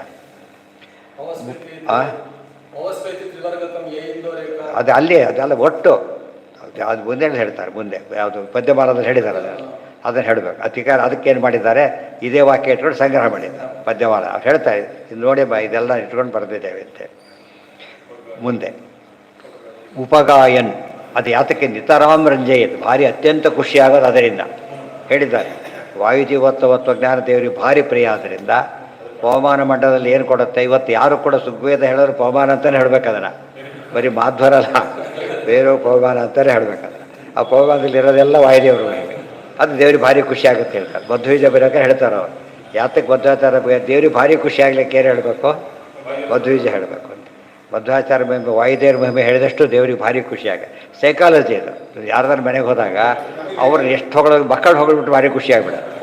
ಅವ್ರದ್ದು ಬೈದರೆ ಬದ್ದು ಕೊಡಿಸ್ತಾರೆ, ಅವ್ರು ಹೊಗಳೋದು ಕೇಳೋದಿಲ್ಲ. ನಮ್ಮ ಕೂಸಿನ ಬೈತಿ ಅದ ಗಲಾಟೆ. ಆ ಕೂಸು ಏನೇ ಆಗಿರಲಿ ಹೊಗಳ್ಬೇಕಾದ್ರೆ. ಸರಿ ಇದ್ರಂತರೂ ಭಾರಿ ಜಾಸ್ತಿ. ಅದಕ್ಕೆ ವಾಯುದೇವರು ಏನೇನು ಹೆಸರಿದೆ? ದೇವರು ಕೂಸು, ಕೂಸಿನ ಕಂಡೀರ ಮುಖ್ಯ ಪ್ರಾಣನ ಕಂಡೀರ. ದೇವರ ಕೂಸು, ಒಂದು ಕೂಸು ಶಬ್ದಕ್ಕೆ ಅರ್ಥ ತುಂಬ ಪ್ರಿಯರು ಅಂತ ಮುಖ್ಯವಾದ ಅರ್ಥ. ಅಲ್ಲಿಗೆ ತೋರಿಸೋ ಪ್ರೀತಿ ನೆಲ್ಲೂ ತೋರಿಸೋದಿಲ್ಲ. ಅದು ಕೂಸು ಶಬ್ದಕ್ಕಿರೋ ಸರಸ್ಯ. ದೊಡ್ಡವರಾದರೂ ಸ್ವಲ್ಪ ಇದಾಗ್ಬೋದು, ಚಿಕ್ಕ ಕೂಸಿನ ಬಿಟ್ಟಿರೋಕ್ಕಾಗೋದಿಲ್ಲ. ಅದರಿಂದ ಜೊತೆಗಿರೋದಕ್ಕೋಸ್ಕರ ಕೂಸು ಪದ ಉಪಯೋಗಿಸ್ತಾರೆ. ಅದು ಸಣ್ಣವರು ಅಂತ ಅರ್ಥ ಅಲ್ಲ, ಅದಕ್ಕೆ ಅತ್ಯಂತ ಪ್ರಿಯರು. ದೇವರವ್ರು ಎತ್ಕೊಂಡು ಓಡಾಡ್ತಾರೆ ಅಂತ ಅರ್ಥ. ಅಷ್ಟರ ಮಟ್ಟಿಗೆ ಪ್ರಿಯರು. ದೊಡ್ಡವರು ಎತ್ಕೊಂಡು ಓಡಾಡ್ತಾರ? ಸಾಧ್ಯ ಇಲ್ಲ. ದೃಷ್ಟಂ ಶ್ರುತಂ ಸಂತೋ ವಿಶಂತಿನೂ ಆಯಿತು. ಈಗ ಧಾಮ ನೀರಾಜನಾದಿ ಇವೆಲ್ಲ ಪೂಜೆಯ ಕ್ರಮಗಳೇ ಹೊರತು ಏನೇನೋ ಹೇಳ್ಕೊಂಡು ಮಾಡಿದರೆ ಪೂಜೆ ಆಗೋದಿಲ್ಲ. ಇವನ್ನ ಹೇಳ್ಕೊಂಡೇ ಮಾಡಬೇಕು. ನಾನು ಪೂಜೆ ಮಾಡಿದೆ ಅಂತ ಹೇಳಿದ್ರೆ ಅರ್ಥ ಇಲ್ಲ. ಪೂಜೆ ವೇರಿಯೇಷನ್ ತುಂಬ ಇರುತ್ತೆ. ಸಾಮಾನ್ಯರು ಮಾಡೋ ಪೂಜೆಗೂ ವರ್ತಮಾನ ಪೂಜೆ ತುಂಬ ವ್ಯತ್ಯಾಸ ಇದೆ. ಡಾಕ್ಟ್ರುಗಳೇ ಎಲ್ಲ ಡಾಕ್ಟ್ರು ಒಂದೇನಾ? ಅಲ್ಲ. ಎಲ್ಲ ಪೇಷಂಟ್ಗಳು ಒಂದೇ, ಎಲ್ಲ ಡಾಕ್ಟ್ರು ಒಂದೇ. ಕೆಲವು ಒಳ್ಳೆ ಪೇಷಂಟ್ಸ್ ಅವ್ರು ಹೇಳ್ತಾರೆ, ಪೇಷಂಟ್ ಭಾಳ ಕೋಆಪ್ರೇಟ್ ಮಾಡ್ತಾರೆ, ಇಂಥವ್ರಿಂದ ಎಷ್ಟು ಬೇಕಾದ್ರೂ ಔಷಧಿ ಕೊಡ್ಬೋದು, ಹೇಗೆ ಬೇಕಾದ್ರೂ ಕೊಡ್ಬೋದು, ಎಂಥದ್ದನ್ನು ವಾಸಿ ಮಾಡ್ಬೋದು ಅಂತೇಳಿ. ಕೆಲವರು ಏನು ಮಾಡಿದ್ರೆ ಬೇಡ ಅಂತಾರೆ, ಏನು ಮಾಡೋಕ್ಕಾಗತ್ತೆ ಅಂತ. ಉಪಗಾಯನ್ ಗೃಣನ್ ನೃತ್ಯನ್ ಕರ್ಮಾಣಿ ಅಭಿನಯನ್ ಮಮ ಸತ್ಕಥಾ ಶ್ರಾವಯನ್ ಶೃಣ್ವನ್ ಮುಹೂರ್ತಾತ್ ಕ್ಷಣಿಕೋ ಭವೇತ್. ಹೇಗೆ ಹೇಳ್ತಾರೆ ನೋಡಿ. ಉಪಗಾಯನ್ ದೇವ್ರ ಏನೇನು ಮಾಡಬಹುದು? ಹಾಡ್ಬೋದು. ಉಪಗಾಯನ್ ಮಧ್ಯೆ ಹೇಳ್ತಾರೆ, ಸಂಗೀತ ಪ್ರಿಯ ಸರ್ವೇ ಸಂಗೀತ ಅವೆಲ್ಲ ಭಾಗವತಲ್ಲಿ ಹೇಳಿದ್ದೆ. ಅದೆಲ್ಲ ಕೂಡ ಗೃಣನ್ ತಾನೇ ಹೇಳೋದು. ಆಮೇಲೆ ನೃತ್ಯ ನರ್ತನ ಮಾಡೋದು. ನರ್ತನ ಸೇವಾ ಮವಧಾರಯ. ದೇವ್ರ ಪೂಜೆ ಮಾಡಬೇಕಾದ್ರೆ ನರ್ತನ ಮಾಡ್ಬೋದು. ಆಮೇಲೆ ಕರ್ಮ ಅಭಿನಯನ್ ಮಮ. ನರಸಿಂಹದೇವ್ರು ಹ್ಯಾಕೆ ಕೊಂದ್ರಕತ್ತ ಹಿರಣ್ಯಕಶಿಪುನ ಅಂಥೇಳಿ ಏನು ಆ್ಯಕ್ಷನ್ ಮಾಡಿದರೆ, ಕೆಲವು ಸಾಮಾನ್ಯಕರು ಆ್ಯಕ್ಷನ್ ಮಾಡಿದ್ರೆ ಓಡಿ ಹೋಗ್ಬಿಡ್ತಾರೆ ಜನ, ಅಷ್ಟು ರಿಯಲ್ ನಂಬಾಗಿರುತ್ತೆ. ಆ ರೀತಿ ಅಭಿನಯ ಮಾಡಬೇಕು. ದಾನೇ ದೇವರತ್ತು ಮಾಡಬಾರ್ದು. ದೇವ್ರು ಹೀಗೆ ಮಾಡದ ಅಂತ ಹೇಳಿ ಮಾಡೋದು. ಅಲ್ಲ, ಯಕ್ಷಗಾನ ಅಲ್ಲ, ಒಟ್ಟು ಅಭಿನಯ. ಯಕ್ಷಗಾನ ದೇವ್ರ ಪೂಜೆ ಕಾಲಕ್ಕೆ ಯಕ್ಷಗಾನ ಹೇಗೆ ಮಾಡ್ತಾರೆ? ದೇವ್ರ ಪೂಜೆ ಮಾಡಿ ಇವೆಲ್ಲ ಮಾಡಿದರೆ ಪೂಜೆಗಳಾಗತ್ತೆ. ಸರಿಯಾಗಿ ಮಾಡಿದರೆ ಸರಿಯಾಗಿ ಮಾಡಬೇಕು, ಪೂಜೆ ಮಾಡಬೇಕು. ಅದಕ್ಕೆ ಉತ್ಸವಗಳಿಗೆ ಯಾತಕ್ಕೆ ಮಹತ್ವ ಬಂತು? ಯಕ್ಷಗಾನ ಬಯಲಾಟ ಯಾವ್ದು ಬೇಕಾದ್ರೂ ಆಗ್ಬೋದು. ದೇವ್ರಿಗೆ ಕಂಡು ಏನಾಗ್ಬೋದು? ದೇವ್ರನ್ನ ಬೈಯೋ ಯಕ್ಷಗಾನ ಇರಬಾರ್ದು. ದೇವ್ರ ಬಗ್ಗೆ ತಪ್ಪು ಹೇಳೋದು ಅದು ತಪ್ಪಾಗಿಬಿಡುತ್ತೆ. ಉದ್ದೇಶನೇ ಫೇಲ್ ಆಗುತ್ತೆ. ಮೊದಲೆಲ್ಲ ಆಲ್ಟ್ ಬಂದಿದ್ದೆಲ್ಲ ದೇವ್ರ ಪೂಜೆಗೋಸ್ಕರ. ಬರ್ತಾ ಏನಾಯ್ತದು? ಇವತ್ತು ಬರ್ತಾ ಶೋ ಅದು ನಾವು ಹೇಳ್ತೇವೆ ಮಾಕರಿ ಅಂತೀವಲ್ಲ, ಮಾಕರಿ ಆದಾಗ ಆಗಬಾರ್ದು. ಆಮೇಲೆ ಅಭಿನಯನ್ ಮಮ, ಅಭಿನಯ ಮಾಡಬೇಕು. ಸತ್ಕಥಾ ಶ್ರಾವಯನ್, ಸತ್ಕಥೆಗಳನ್ನು ಕೇಳಿಸ್ಬೇಕು. ತಾನು ಹೇಳಬೇಕು, ಇನ್ನೊಬ್ಬರು ಕೇಳಬೇಕಾಗ. ಅದಕ್ಕೆ ಎಷ್ಟೋ ಸ್ವಾಮಿಗಳು ಪೂಜೆ ಮಾಡಿಸ್ಬೇಕಾದ್ರೆ ಬರೀ ಉಪನ್ಯಾಸ ಮಾಡಿಸ್ತಾ ಇರ್ತಾರೆ. ಯಾಕೆಂದರೆ ಹೇಳಿದ್ದಾರೆ, ಸತ್ಕಥೆಗಳನ್ನ ಹೇಳಿಸೋದು ಕೂಡ ದೇವ್ರ ಪೂಜೆ ಒಂದು ಭಾಗ. ಆದ್ದರಿಂದ ಅದೇನಲ್ಲ ಹೇಳಿ. ಕೆಲವು ಸ್ವಾಮಿಗಳು ಗಂಟೆ ಕೂಡ ಆಚೆ ಪೂಜೆ ಮಾಡ್ತಾರೆ. ಪ್ರವಚನ ಮಾಡ್ತಿದ್ರೆ ಗಂಟೆ ಯಾವುದಕ್ಕೂ ಇಲ್ಲ. ಅಷ್ಟರ ಮಟ್ಟಿಗೆ ಬರೀ ಪ್ರವಚನದಲ್ಲೇ ಪೂಜೆ, ಅಷ್ಟರ ಮಟ್ಟಿಗೆ ಗಮನ ಕೊಡ್ತಾರೆ. ಅದು ಅಂದರೆ ಭಾಗವತ ಹೇಳಿದ್ದೇ ಹೊರತು ಬೇರೆ ಅಲ್ಲ. ಮುಹೂರ್ತ ಕ್ಷಣಿಕೋ ಭವೇತ್. ಪ್ರತಿಯೊಂದು ಮುಹೂರ್ತನೂ ಕಡಿಬೇಕು, ಕಣೆಯೂ ಹಾಕಿ ಕಡಿಬೇಕು ಅಂತ ಒಂದು ಅರ್ಥ. ಮುಹೂರ್ತ ಕ್ಷಣಿಕ, ಮುಹೂರ್ತ ಕೂಡ ಕ್ಷಣ ಕಂಡಾಗ ಕಾಣಬೇಕು. ಅಷ್ಟು ಇನ್ವಾಲ್ವ್ಮೆಂಟ್ ಇರಬೇಕು ಅಂತ. ಯಾರು ಇನ್ವಾಲ್ವ್ಮೆಂಟ್ ಜಾಸ್ತಿ ಇರುತ್ತೋ ಅದು ಬೇಗ ಮುಗಿದಾಗ ಅನಿಸುತ್ತೆ, ಗೊತ್ತಾಗೋದಿಲ್ಲ. ಯಾವುದು ಬೋರ್ ಹೊಡೆಯುತ್ತೋ ಅದು ನೋಡಿದ್ದೆ, ಮುಂದಕ್ಕೆ ಹೋಗೋದೇ ಇಲ್ಲ. ಮಮ ಕರ್ಮಾಣಿ ಕೀರ್ತಯಿತ್ವ ಅಭಿತೋ ನಯನ್ ಸರ್ವೇಷಾಂ ಪ್ರಕಾಶಯನ್ ಮತ್ಕಥಾ ಶ್ರಾವಯಾನ್ ಇತಿ ಅಭಿನಯ ಶಬ್ದಾರ್ಥ. ಅಭಿನಯ ಶಬ್ದಕ್ಕೆ ಮುಖ್ಯವಾಗಿ ಪ್ರವಚನ ಅಂತಲೇ ಅರ್ಥ ಮಾಡಿಬಿಟ್ರೆ ಆಚಾರ್ಯ. ಮುಖ್ಯವಾಗಿ ಅದು ಒಂದೇ. ಹೇಗೆ ಅಂದರೆ ಮಮ ಕರ್ಮಾಣಿ ಕೀರ್ತಯಿತ್ವ, ದೇವ್ರ ಮಹಿಮೆ ಹೇಳ್ತಾ ಪೂಜೆ ಮಾಡ್ತಾನೆ. ಅಭಿತಃ ನಯನ್, ಎಲ್ಲ ಕಡೆಯಿಂದಲೂ ಅದನ್ನು ಕಾನ್ಸಂಟ್ರೇಟ್ ಮಾಡ್ತಾನೆ. ಸರ್ವೇಷಾಂ ಪ್ರಕಾಶಯನ್, ಅರ್ಥವನ್ನು ಗಮನಕ್ಕೆ ತಂದು ಕೊಡ್ತಾನೆ. ಮತ್ಕಥಾ ಶ್ರಾವಯನ್, ನನ್ನ ಕಥೆಗಳನ್ನು ಹೇಳ್ತಾ ಒಟ್ಟು ಎಲ್ಲವೂ ದೇವರಿಗೆ ಸಂಬಂಧಪಟ್ಟಂತೆ ಅಭಿನಯ ಮಾಡಬೇಕು. ಅಂದರೆ ಆ ರೀತಿ ಅಭಿನಯ. ಅಭಿತಃ ನಯನ್, ಇನ್ವಾಲ್ವ್ಮೆಂಟ್ ಬರಬೇಕು. ನೋಡೋರಿಗೆ ಏನಾಗಬೇಕು? ಅದು ಎಲ್ಲ ರೀತಿಯಲ್ಲಿ ಇನ್ವಾಲ್ವ್ ಆಗಬೇಕು. ಅದು ಸರಿ. ಶಬ್ದಾರ್ಥ ಪ್ರತಿಷ್ಠೆಯ ಸಾರ್ವಭೌಮಂ ಸದ್ಮನಾ ಭುವನತ್ರಯಂ ಪೂಜಾದಿನ ಬ್ರಹ್ಮಲೋಕಂ ತ್ರಿಭಿರ್ಮತ್ ಸಾಮ್ಯತಾಮಿಯಾತ್. ನೋಡಿ, ಎಲ್ಲಿಂದ ಹೋದರು? 43 51 ಜಂಪ್ ಮಾಡಿದರು. ದೇವ್ರ ಪೂಜೆ ಮಾಡೋದ್ರಲ್ಲಿ ಎಷ್ಟು ಮುಖ್ಯನೋ ಪ್ರತಿಷ್ಠಾಪನೆ ಮಾಡಿಸೋದು ಭಾರಿ ಮುಖ್ಯ. ಈಗ ದೇವತಾ ಪ್ರತಿಷ್ಠಾಪನೆ ಮಾಡಿಸ್ತಾ ಇರೋದು. ಪ್ರತಿಷ್ಠಾಪನೆ ಯಾರು ಮಾಡಿಸ್ತಾರೋ ಅವರಿಗೆ ಸಾರ್ವಭೌಮ ಪದವಿ ಸಿಗುತ್ತೆ ಅಂತ ಹೇಳ್ತಾರೆ. ದೇವತಾ ಪ್ರತಿಷ್ಠಾಪನೆ ಮಾಡಿಸಿದ್ರೆ ಏನು ಸಿಗುತ್ತೆ? ಸಾರ್ವಭೌಮ ಪದವಿ. ಸರಿಯಾಗಿ ಅರ್ಥ ಮಾಡ್ಕೋಬೇಕು. ಆಚಾರ್ಯ ಸರ್ವಮೂರ್ಖ ಒಂದೊಂದು ಬರೆದ್ರೂ ಕೂಡ ಎಷ್ಟು ಪುಣ್ಯ ಬರುತ್ತೆ? ಅಲ್ಲಿ ಬರೀ ದೇವಾಲಯ ಅಲ್ಲ, ಗಂಗಾ ತೀರದಲ್ಲಿ ದೇವಾಲಯ ಮಾಡಿ ಪುಣ್ಯ ಬರುತ್ತೆ. ಅಂದರೆ ಸರ್ವಮೂಲ ಓದ್ತಿದ್ರೆ ಏನಾಗುತ್ತೆ ಅಲ್ಲಿಗೆ? ಕಲಿಯುಗದಲ್ಲಿ ದೊಡ್ಡ ಸಾಧನೆ ಅಂದರೆ ಅದೇ. ಯಾವ ಸಾಧನೆಯೂ ಪೊಲ್ಯೂಟ್ ಆಗುತ್ತೆ. ಇದು ಪಲ್ಯೂಟ್ ಆಗೋದಿಲ್ಲ. ನಾವು ಮಾಡಿಕೊಂಡ್ರೆ ಹೋಯ್ತು ಅಷ್ಟೇ. ಪಲ್ಯೂಟ್ ಅವರು ಸರಿಯಾಗಿ ಹಾಲು ಕೊಡ್ತಾರೆ, ಇವ್ರು ಬೇರೆ ಬರೆಸ್ಕೊಬಿಟ್ರೆ ತಪ್ಪಾಗಲ್ಲ. ಸರಿಯಾಗಿ ಆ ಪದ್ಧತಿ ಹೋಗಿಬಿಟ್ಟಿದೆ. ಸರ್ವಮೂಲನೇ ಓದಬೇಕು, ಅದು ಅದು ಕೇಂದ್ರ ಆಗಬೇಕು. ಆ ರೀತಿ ಬಂದರೆ ನಿಜವಾದ ಅವೇರ್ನೆಸ್ ಬರುತ್ತೆ. ಭುವನತ್ರಯ ಪ್ರತಿಷ್ಠೆಯ ಸಾರ್ವಭೌಮ ಸದ್ಮನಾ ಭುವನತ್ರ ಬರೀ ಪ್ರತಿಷ್ಠಾಪನೆ ಮಾಡಿಸಿದ್ದೊಂದು, ದೇವಸ್ಥಾನ ಕಟ್ಟಿಸಿ ಪ್ರತಿಷ್ಠಾಪನೆ ಮಾಡಿಸಿದೆ ಎರಡೆರಡು. ಅರ್ಥ ಆಯ್ತಾ? ಡಿಫ್ರೆನ್ಸ್ ಗೊತ್ತಾಯ್ತಿಲ್ಲ. ಈಗ ಇನ್ನೊಬ್ಬರು ಕೆಲವು ಸೇವಾ ಮಾಡ್ತಾರೆ, ದೇವಸ್ಥಾನದ ಖರ್ಚು ನನಗೆ ಇರಲಿ ಅಂತಾರೆ, ಪ್ರತಿಷ್ಠೆ ಖರ್ಚು ನನಗೆ ಇರಲಿ ಅಂತಾರಪ್ಪ. ಗೊತ್ತಾಯ್ತಾ? ಅದಕ್ಕೆ ಹೇಳ್ತಾರೆ ಎರಡಕ್ಕೂ ತಾರತಮ್ಯ ಇದೆ. ದೇವಸ್ಥಾನ ಪ್ರತಿಷ್ಠಾಪನೆ ಪುಣ್ಯ ಭಾರಿ ಜಾಸ್ತಿ ಅಲ್ಲೇನು, ಬರೀ ಪ್ರತಿಷ್ಠಾಪನೆ ಮಾಡಿಸಿದ್ರೆ ಅದಕ್ಕಿಂತ ಕಡಿಮೆ. ಅದಕ್ಕೆ ಪ್ರತಿಷ್ಠೆ ಅಷ್ಟೇ ಮಾಡಿಸಿದ್ರೆ ಸಾರ್ವಭೌಮ ಪದವಿ ಸಿಗುತ್ತೆ. ಸದ್ಮನಾ ಭುವನತ್ರಯ ದೇವಸ್ಥಾನ ಕಟ್ಟಿಸಿ ಮಾಡಿಸ್ಬಿಟ್ಟು 3 ಲೋಕದ ರಾಜನಾಗ್ತಾನೆ ಅಂತೇಳಿ. ಇದು ಭೂಲೋಕದ ರಾಜ. ಸಾರ್ವಭೌಮ ಭೂಲೋಕಕ್ಕೆ, ಭುವನತ್ರಯ 3 ಲೋಕಕ್ಕೆ. ಆದ್ದರಿಂದ ನಿತ್ಯ ದೇವಸ್ಥಾನ ಪ್ರತಿಷ್ಠಾಪನೆ ಮಾಡಿಸಿದ್ರೆ ಭಾರಿ ಪುಣ್ಯ ಬರುತ್ತೆ. ಪೂಜಾ ದಿನ ಬ್ರಹ್ಮಲೋಕ, ನಿತ್ಯ ಪೂಜೆ ಮಾಡ್ತಾರೆ, ಬ್ರಹ್ಮಲೋಕಕ್ಕೆ ಹೋಗ್ತಾರೆ. ಪೂಜೆ 2 ವಿಧ, ಮಾಡೋದು ಮಾಡಿಸೋದು. ಪೂಜೆ ವ್ಯವಸ್ಥೆ ಮಾಡಿಬಿಡ್ತಾರೆ. ರಾಜ ಮಹಾರಾಜರೆಲ್ಲ ಎಷ್ಟೋ ಮಠಮಾನ್ಯಗಳೇ ದೇವಸ್ಥಾನಕ್ಕೆ ಕೊಡಬೇಕಾದ್ರೆ ಇಷ್ಟು ದಿವಸ ನಡಿಬೇಕು ಅಂತ ಕೊಟ್ಬಿಡ್ತಾರೆ, ಶಾಶ್ವತ ಇರಬೇಕು ಅಂತ ಹೇಳ್ತಾರೆ. ಅದು ಏನು ಬ್ರಹ್ಮಲೋಕ ಸಿಗುತ್ತೆ ಅವರಿಗೆ. ತ್ರಿಭಿಹಿ ಮತ್ತು ಸಾಮ್ಯ 3 ಮಾಡಿಬಿಟ್ರೆ ಪ್ರತಿಷ್ಠಾಪನೆಯೂ ಮಾಡ್ದ, ಇವನ್ನೂ ಮಾಡ್ದ, ಶಾಸ್ತ್ರ ಪೂಜಾ ವ್ಯವಸ್ಥೆ ಯಾರೋ ಇನ್ನೊಬ್ರು ನಾನು ಪೂಜಾ ವ್ಯವಸ್ಥೆ ಮಾಡ್ತೀನಿ ಅಂತ ಬಂದರು. ಒಬ್ಬನೇ ಮಾಡಿಬಿಟ್ರೆ ಮತ್ತು ಸಾಮ್ಯತ ವೈಕುಂಠಕ್ಕೆ ಬರ್ತಾರೆ ಅಂತ ಹೇಳ್ತಾರೆ, ಮುಕ್ತನಾಗಿಬಿಡ್ತಾನೆ. ಅಂದರೆ ಜ್ಞಾನದ್ವಾರ ಮರಿಬಾರದು. ಇದು ಅರ್ಥ ಮಾಡಿಕೊಂಡ್ರೆ ಎಷ್ಟೆಷ್ಟು ಮಹತ್ವ ಇದೆ. ಮಾಮೇವ ಅದು ಯಾವುದು ಸಾರ್ವ ಅಂದರು. ಪರಮಾತ್ಮ ಯಾರು ಹೇಳ್ತಾರೆ? ದೇವದೇವೋತ್ತಮ, ದೇವತಾ ಸಾರ್ವಭೌಮ. ಭೂಲೋಕ ಸಾರ್ವಭೌಮ ಅಲ್ಲ, ದೇವತಾ ಸಾರ್ವಭೌಮ. MP MLAಗೆ ಎಷ್ಟು ವ್ಯತ್ಯಾಸ ಇದೆಯಲ್ಲ. MLA ಸ್ಟೇಟಿಗೆ ಆದರೆ MP ಸೆಂಟ್ರಲ್ಗೆ. ಆ ರೀತಿ ಮಾಮೇವ ನೈರಪೇಕ್ಷೇಣ ಭಕ್ತಿ ಯೋಗೇನ ವಿಂದತಿ. ಇಷ್ಟೆಲ್ಲ ಮಾಡೋಕ್ಕೆ ಬರೋದಿಲ್ಲ, ಹೌದಲ್ಲೋ? ಭಕ್ತಿ ಮಾಡಿಬಿಡಿ, ಎಲ್ಲ ಹೋಗ್ಬಿಡುತ್ತೆ. ಅದು ಭಕ್ತಿ ಮಾಡೋಕ್ಕೆ ಓದಬೇಕು, ಅದು ಶುರುವಾಗಿ ದಾರ ಬರಬೇಕು. ಅದಕ್ಕೆ ಶ್ರವಣಾದಿಗಳಿರೋ ಮಹತ್ವ ಎಲ್ಲ ಬಿಡೋದಕ್ಕೆಲ್ಲ ಸೆಕೆಂಡರಿನೇ. ಅದು ಲಿಂಕ್ ಕೊಡೋದಾದ್ರೆ ಸರಿ, ಲಿಂಕ್ ಇಲ್ಲ ಅಂದರೆ ಅದು ವೇಸ್ಟ್ ಆಫ್ ಟೈಮೇ. ಮಾಮೇವ ನೈರಪೇಕ್ಷೇಣ ಭಕ್ತಿ ಯೋಗೇನ ವಿಂದ. ನೈರಪೇಕ್ಷ ಭಕ್ತಿ ಅಂದ್ರೇನು? ನಿರ್ವ್ಯಾಜಾಂ ನಿರ್ನಿವೃತ್ತಾಂ ನಿರ್ವ್ಯಾಜಾಂ ನಿಶ್ಚಲಾಂ ಸದ್ಗುಣಗಳ ಬೃಹತೀಂ ಶಾಶ್ವತೀಂ ಅಂಥ ಭಕ್ತಿ ಆಗಬೇಕು. ಫಲಾಪೇಕ್ಷೆ ಭಕ್ತಿ ಆಗಬಾರ್ದು. ಭಕ್ತಿ ಯೋಗೇನ ವಿಂದತಿ ಸಭಕ್ತಿ ಯೋಗಂ ಲಭತೆ ಏವಂ ಯಹ ಪೂಜೆಯತ್ವ. ಮತ್ತೆ ಭಕ್ತಿನೇ ಮಾಡಿಬಿಡ್ತೇವೆ ಅಂದರೆ ಇದು ಪೂಜೆ ಮಾಡೋದ್ರಿಂದ ಭಕ್ತಿ ಯೋಗ ಬರುತ್ತೆ ಅಂಥೇಳಿ. ಈ ರೀತಿ ಮಾಡ್ತಾ ಮಾಡ್ತಾ ಹೋದಂತೆ ಏನಾಗುತ್ತೆ? ಭಕ್ತಿ ಬರ್ಲಿಕ್ಕೆ ಶುರುವಾಗುತ್ತೆ. ಭಕ್ತಿ ಬರ್ಲಿಕ್ಕೆ ಒಂದು ಕಾರಣ ಬೇಕಲ್ಲ, ಅದಕ್ಕೆ ಅದು ಸಾಧನ. ಸಿದ್ಧಿ ಭಕ್ತಿ, ಇದು ಸಾಧನ. ಮುಕ್ತಿ ಅಲ್ಟಿಮೇಟ್. ಈ ರೀತಿ ಮಾಡಬೇಕು. ಮಕ್ಕಳ ಕೈಲಿ ಆಟ ಆಡಿಸ್ತಾರಲ್ಲ, ಆಟ ಕೂಡ ಯಾತಕ್ಕೋಸ್ಕರ ಮಾಡಿಸ್ತಾರೆ ಅವರು? ಪಾಠಕ್ಕೆ ಉಪಯೋಗ ಆಗಲಿ ಅಂತೇಳಿ. ಔಟ್ ಆಫ್ ಸಿಲೆಬಸ್ ಪಾಠ ಹೇಳಿದ್ರೆ ಉಪಯೋಗ ಇಲ್ಲ. ಅವ್ರು ಓದೋದಕ್ಕೆ ಉಪಯೋಗ ಆಗಬೇಕು. ಮಕ್ಕಳಿಗೆ ಅದು ವಿಷಯ ತಿಳಿಯೋದಿಲ್ಲ. ಆಟ ಮಾಡ್ತಾ ಹೇಳಿದ್ರೆ ತಿಳಿಯುತ್ತೆ. ಇವರು ಆಟ ಆಡ್ತಾರೆ, ಅವರು ಹೇಳೋದಿಲ್ಲ, ಅವನು ಮಾಡಲ್ಲ. ಆಟದ ಪರ್ಪಸ್ ಹೋಗಿಬಿಡುತ್ತೆ. ಅದಕ್ಕೆ ವಜ್ರಾಸಗಳು ಏನು ಮಾಡಿದರು? ಈ ಪಂಚೀಕರಣ ಅದನ್ನೆಲ್ಲ ಆಟಗಳನ್ನು ಮಾಡಿದರು. ಆಟದ ಉದ್ದೇಶ ಏನು ಅಂದರೆ ತತ್ವ ತಿಳ್ಕೊಳ್ಳೋಕೆ ಅನುಕೂಲವಾಗಲಿ ಅಂತೇಳಿ. ಹಾಗೆ ಹೇಳೋದಾದ್ರೆ ಪ್ರತಿ ಆಟದಲ್ಲೂ ಒಂದು ತತ್ವ ಇರುತ್ತೆ, ಪ್ರತಿ ಆಟದಲ್ಲೂ ಕೂಡ.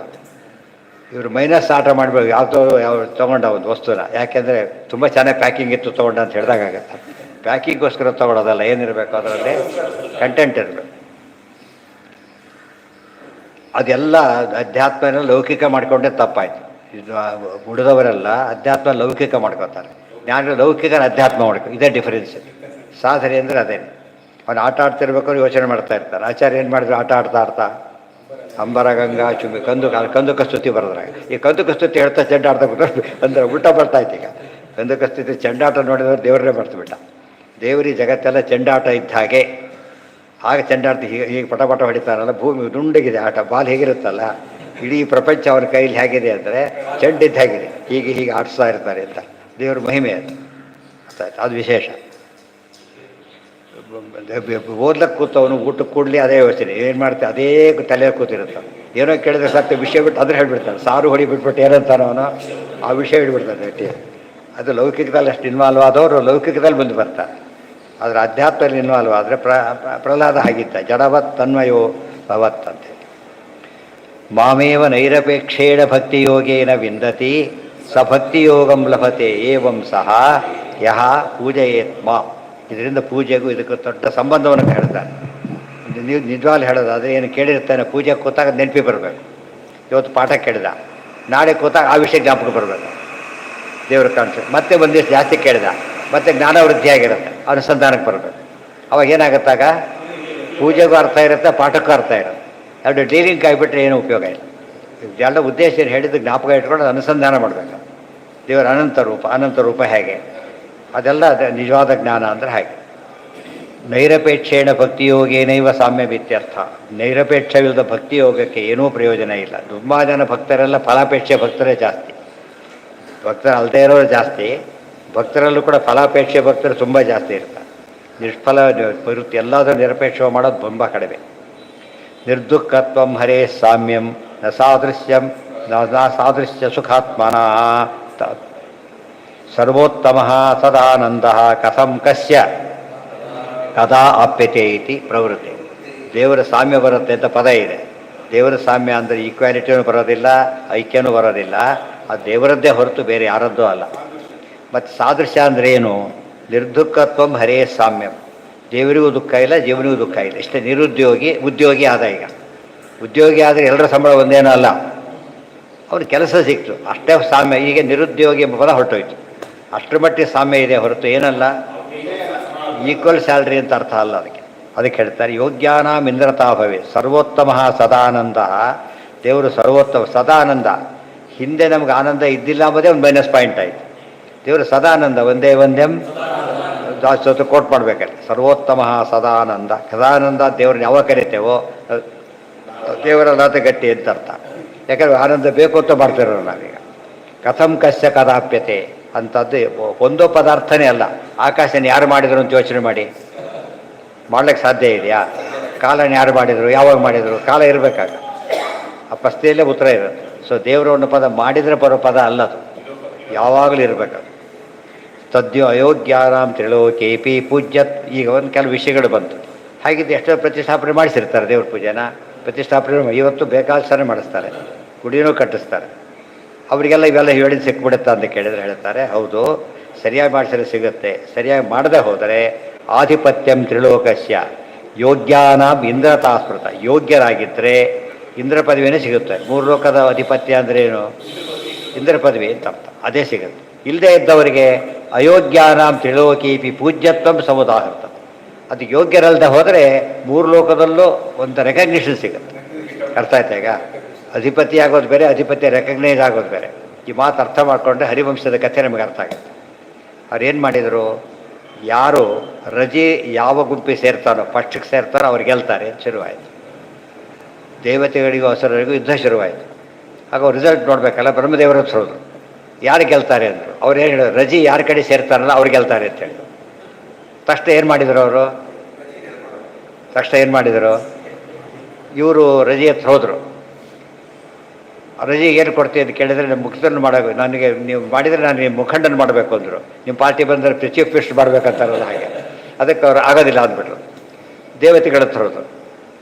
ರಜೆ ಅವ್ರಿಗೆ ಅದೇ ಹೇಳಿದರು, ರಜೆ ಬಂದ ನಿನಗೇನು ಬೇಕು ಅವ್ರು ಗೆದ್ದರೆ ಅಂದರು. ನಂಗೆ ಇಂದ್ರ ಪದವಿ ಕೊಡಬೇಕು ಅಂತ. ಅವ್ರು ಕೊಡೋದಿಲ್ಲ ಅಂದ್ರಲ್ಲ, ಇವ್ರು ಕೊಡ್ತೀವಿ ಅಂದರು. ಯುದ್ಧ ಗೆದ್ದುಬಿಟ್ರು. ಬ್ರಹ್ಮದೇವ್ರ ಮಾತು ಸತ್ಯ, ಗೆದ್ದುಬಿಟ್ರು. ಆಮೇಲೆ ಬಂದರು.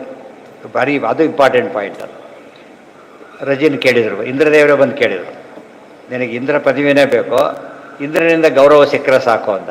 ನನಗೆ ಗೌರವ ಸಿಕ್ಕರೆ ಸಾಕು ಅಂತ. ಈಗ ಈಕ್ವಲ್ ನನಗೆ. ಯಾಕೆ ಗೌರವ ಸಾಕೆ, ಇನ್ನೇನು ಬೇಕು ನನಗೆ ಇದಕ್ಕಿಂತ?